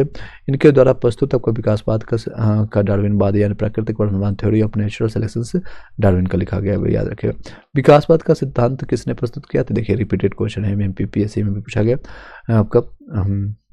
नेक्स्ट है जैव विकास यानी इवोल्यूशन को सर्वप्रथम किसने समझाया था? आपका लेमार्क ने। जैव विकास को आपका इवोल्यूशन को किसने समझाया था? लेमार्क ने। जैव विकास इवोल्यूशन का परिकल्पना जो है पहला जिस तर्कसंगत सिद्धांत फ्रांसीसी वैज्ञानिक जीन बैरिस्टेट डी लेमार्क ने प्रस्तुत किया, जो आपका 1809 में उनकी पुस्तक फिलोसफी ऑफ जियोलॉजिक यानी फिलोसफी जियोलॉजिक में छपा। इसे लेमार्क का सिद्धांत यानी उपार्जित लक्षणों की वंशागति का सिद्धांत यानी theory of inheritance of acquired characters कहते हैं। विकास के उत्परिवर्तन सिद्धांत का प्रतिपादन किसने किया था? ह्यूगो डी व्रीज ने किया था। ह्यूगो डी व्रीज ने किया था विकास के उत्परिवर्तन सिद्धांत का प्रतिपादन। नेक्स्ट आपका है विकास के उत्परिवर्तन सिद्धांत म्यूटेशन थ्योरी को हॉलैंड के पादप शास्त्री बोटनिस्ट आपको ह्यूगो डी व्रीज ने दिया। इनके अनुसार जो है कई जातीय स्पीसीज की उत्पत्ति अचानक एक ही बार में होने वाले स्पष्ट तथा अस्थायी वंशागण तक बड़ी विषमता उत्परिवर्तन के कारण होती है। जाति का पहला सदस्य जिनमें उत्परिवर्तन लक्षण दिखाई देता है उत्परिवर्तन म्यूटेशन कहलाता है। इन्होंने पहला आपको प्रयोग सांदे आपको प्रीम रोज इवनिंग आपका प्रिमोश पर किया है। नेक्स्ट कर चलते हैं, बताइएगा इसमें सम्मिलित करना है, मिलान करना है, तो सीधे चलते हैं। उत्परिवर्तन यानी म्यूटेशन किसके बारे में जानते हैं? तो उत्परिवर्तन कौन सा है यानी म्यूटेशन का सिद्धांत डी व्रीज ने किया था। D Vries. विकास का सिद्धांत किसने किया था? विकास का डार्विन ने किया था। अभी मैंने रिपीटेड क्वेश्चन। एक जीन एक एंजाइम की परिकल्पना किसने किया था? ये आपका बीडल और टेडम ने किया था। नेक्स्ट ऑपरेशनल आपका अवधारणा में आपका जेवाक आपका मेलोड ने किया था। चलिए ये सेम चीज़ यहाँ पर लिखा गया। उत्परिवर्तन का सिद्धांत आपका ह्यूगो डी व्रीज ने किया था। विकास का सिद्धांत डार्विन ने। एक जीन एंजाइम की परिकल्पना बीडल और टेडम ने। और ऑपरेशन अवधारणा ऑपेरॉन अवधारणा आपका जेकब और मेलोड ने किया था। नेक्स्ट आपका विकास का मुख्य कारक क्या है? आपका उत्परिवर्तन हासिल किए हुए गुण, लैंगिक जनन या फिर प्राकृतिक बढ़न। ये प्राकृतिक बढ़न इसका सही जवाब है। चलिए नेक्स्ट है जैव विकास यानी इवोल्यूशन का मुख्य आपका कारक प्राकृतिक बढ़न या नेचुरल सिलेक्शन है, क्योंकि यही विभेद अन्य हासिल किए गए हुए जीनों को अगली पीढ़ी जनरेशन में दिशा प्रदान करता है। प्राकृतिक बढ़न या विचयन एक ऐसी प्रक्रिया है जिसके कारण जीवों की आबादियों यानी जीन उपरूपों यानी जीनोटाइप जीनों यानी दोनों ही आवृत्तियों में महत्वपूर्ण परिवर्तन होते रहते हैं। चलिए नेक्स्ट चलते हैं। जैव विकास के संदर्भ में सांपों में अंगों का लोप होने के निष्ठ स्पष्ट किया जाता है। तो क्यों करते हैं? तो अंगों का उपयोग या अनुप्रयोग किए जाने पर, यानी अंग का उपयोग करेंगे तो विकसित होगा, नहीं करेंगे तो वो आपका लुप्त हो जाएगा। ये देख सकते हैं, इसमें क्वेश्चन पूछा गया। तो किसने ये दिया था? फ्रांसीसी वैज्ञानिक था आपका लेमार्क ने के बारे में। शरीर के आपका जो है परिवर्तन शरीर के उपयोग के तथा अनुप्रयोग यानी यूज और डिसयूज के कारण होते हैं। बदलते वातावरण में जीवधारियों जैसे अभी कई लोग हैं ठंड के समय में अपने शरीर का उपयोग ही नहीं करते हैं, और ना घूमेंगे ना टहलेंगे। तो कई ऐसे जगह हैं जो शरीर के आपके आते हो गए, छोटे स्टाइल हो गया, तो खाना पचने में दिक्कत होता है। फिर कई लोग का शरीर के ऐठन शुरू हो जाता है, घुटने में दर्द शुरू हो जाता है। तो वो सारी चीज़ें क्यों होता है? तो यूज नहीं हो रहा है लगातार। आप 3 महीने 4 महीने भी अगर नहीं यूज करेंगे तो उस पर इफेक्ट पड़ता है।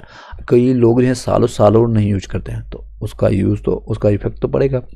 कई लोग हैं, कई ऐसे जो हैं प्रजाति जो है अपने दिमाग का यूज नहीं करते हैं, तो उसमें धीरे धीरे दिमाग भी खत्म होते जा रहा है, तो उसके घुटने पर चले जाते हैं। चलिए यानी आप बदलते वातावरण में अपनी जीवधारियों जो है नई आवश्यकताओं की पूर्ति हेतु अपने कुछ अंगों का अधिक प्रयोग करते हैं, जबकि कुछ अंगों का कम, जिसके कारण जो है अधिक प्रयोग किए जाने वाले अंग सुदृढ़ और विकसित हो जाते हैं।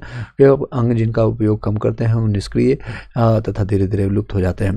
जिनका उदाहरण आपका हमारे शरीर के अवशेषीय अंग होते हैं। लेमार्क ने अंगों के अनुप्रयोग के बारे में रूप में सर्पों या कीटांगों का अभाव को बताया। तो ये सारी चीज़ें मैं नहीं बता रहा हूँ, नेचुरल चीज़ें आपका लेमार्क को आप बोल सकते हैं। ये मुझे आप मत बोलिएगा, किसी को अगर लग रहा होगा ठेस तो आप लेमार्क को जाकर के मेल कर दीजिए या फिर जो भी करना है कीजिए। तो भारत के जो है विशाल बल विलियम मेकिस के बारे में कहा जाता है, तो वो हाल ही में आपको विलुप्त हो गया था। आपको चीता के बारे में देखा जाता है। ये आपका जो प्रश्न पूछा गया तो उसमें आपका अकेला जो है पशु है जो भारत में आपको विलुप्त घोषित किया गया। तेंदुआ, सींग और बाघ, ये सारी चीज़ तो देखने को मिलता है। उसमें 92 का ये क्वेश्चन था। आधुनिक मानव मनुष्य के हाल का पूर्वज है आपको कौन है? तो आपका क्रो मैग्नन पर मनुष्य है। क्रो मैग्नन आपको मनुष्य के आधुनिक वैज्ञानिक वर्तमान मानव होमोसेपियंस का अंतिम सीधा पूर्वज या आधुनिक मानव की एक उपजाति सब स्पीसीज के होमोसेपियंस फिलीपींस यानी फोसिल्स मानते हैं। क्रो मैग्नन का शरीर गठा हुआ लगभग 180 सेंटीमीटर यानी 6 फुट का लंबा था तथा इसकी आपका कपाल गुहा यानी लगभग 1600 क्यूबिक सेंटीमीटर का कपाल गुहा है। चलिए नेक्स्ट है शब्द आपका डेनिसोमम क्या है? तो आपका शब्द आपका है डेनिसोमन आपका जो है कभी कभी समाचार खबरों में देखने को मिलता है। इस संदर्भ में किससे संबंधित है आपको बताइएगा? एक प्रकार के डायनासोर का जीवाश्म है या आदि मानव प्रजाति का है, स्पीसीज के बारे में, या फिर आपका पूर्वोत्तर भारत में प्राप्त एक गुफा तंत्र है, या फिर भारतीय महाद्वीप के इतिहास के बारे में एक वैज्ञानिक है। तो ये आपका सही जवाब आपका बी है। इसमें एक आदि मानव जाति है, स्पीसीज है डेनिसोम्स। शब्द आपको रिसेंटली आपका समाचार न्यूज़ में 2019 का ये क्वेश्चन है, तो उसमें कोविड के समय में आपको उससे पहले आपका ये न्यूज़ देखने को मिला है। फिर से बता देते हैं इसके बारे में जानकारी देते हैं। डेनिसोम एक आदि मानव प्रजाति थी जो यूरेशिया के जंगलों में लगभग 1.5 से 2 लाख वर्ष पूर्व निवास करती थी। पहली बार ये वर्ष 2010 में साइबेरिया की गुफा में प्राप्त अवशेषों से इसकी पहचान हुई थी और फिर चीन के तिब्बत में की एक गुफाओं से प्राप्त एक जीवाश्म जबड़े के निश्लेषण से उनकी पूर्व एशिया का तक विस्तारित होने की पुष्टि की घोषणा की। 1 मई 2019 को प्रतिष्ठित विज्ञान मैगजीन आपका नेचर में प्रकाशित एक शोध पत्र में की गई थी। तिब्बत में प्राप्त आपका डेनिसोमन का यह जबड़ा उत्तर मध्य आपका प्लास्टोसिस काल आपका लगभग 1.6 लाख वर्ष पूर्व है। ये डेनिसोमन के अवशेषों के यानी विश्लेषण के आधार पर इन्हें होमोसेपियंस और लिएंडर के से पृथक तीसरे प्रकार की समकालिक मानव प्रजाति माना जाता है। तो इस तरह से देख सकते हैं साइंस को कोरिलेट कर करके साइंस और टेक कर सकते हैं, तो बायोलॉजी का क्वेश्चन पूछा जाता है। चलिए नेक्स्ट है, अभी इसलिए करंट पढ़ना जरूरी है। करंट नहीं पढ़ेंगे तो आपका साइंस टेक का भी छूटेगा क्वेश्चन, इकोनॉमिक्स का भी छूटेगा, पॉलिटी हिस्ट्री का कई क्वेश्चन छूटेंगे। तो जितने भी लोग कनेक्टेड है सभी सब्जेक्ट पर बराबर ध्यान दीजिए, अदरवाइज आपको फिर बाद में दिक्कतें होंगी, बहुत दिक्कतें होती हैं। चलिए नेक्स्ट है ऑर्कियो आपका टेरेसिस आपका क्या होता है? तो जुरासिक युग का आपका जो है सर्व पुरातन आपको पक्षी के रूप में जानते हैं। ऑर्कियो आपका प्रोनाउंसिएशन आप देख लीजिएगा, इसमें देखते जाइएगा। ऑर्कियो आपका टेरेसिस आपका जो है जुरासिक युग का एक सर्व आपका पुरातन पक्षी था जिसके जीवाश्म यानी फोसिल से लगभग 15 करोड़ वर्ष पुराने जुरासिक चट्टानों से मिले हैं। ये सरीसृप यानी पक्षियों के बीच आपका संयोजक जंतु था जिसमें सरीसृपों यानी रेप्टाइल्स की भांति लंबी पूंछ, चोंच में दांत, अग्र पादों की अंगुलियों पर पंजे थे। फिर भी यह पक्षी था क्योंकि इसके अग्रपाद उड़ने के लिए पंखों में रूपांतरित हो चुके थे। यह जंतु जैव विकास यानी ऑर्गेनिक रिवोल्यूशन को सिद्ध करता है।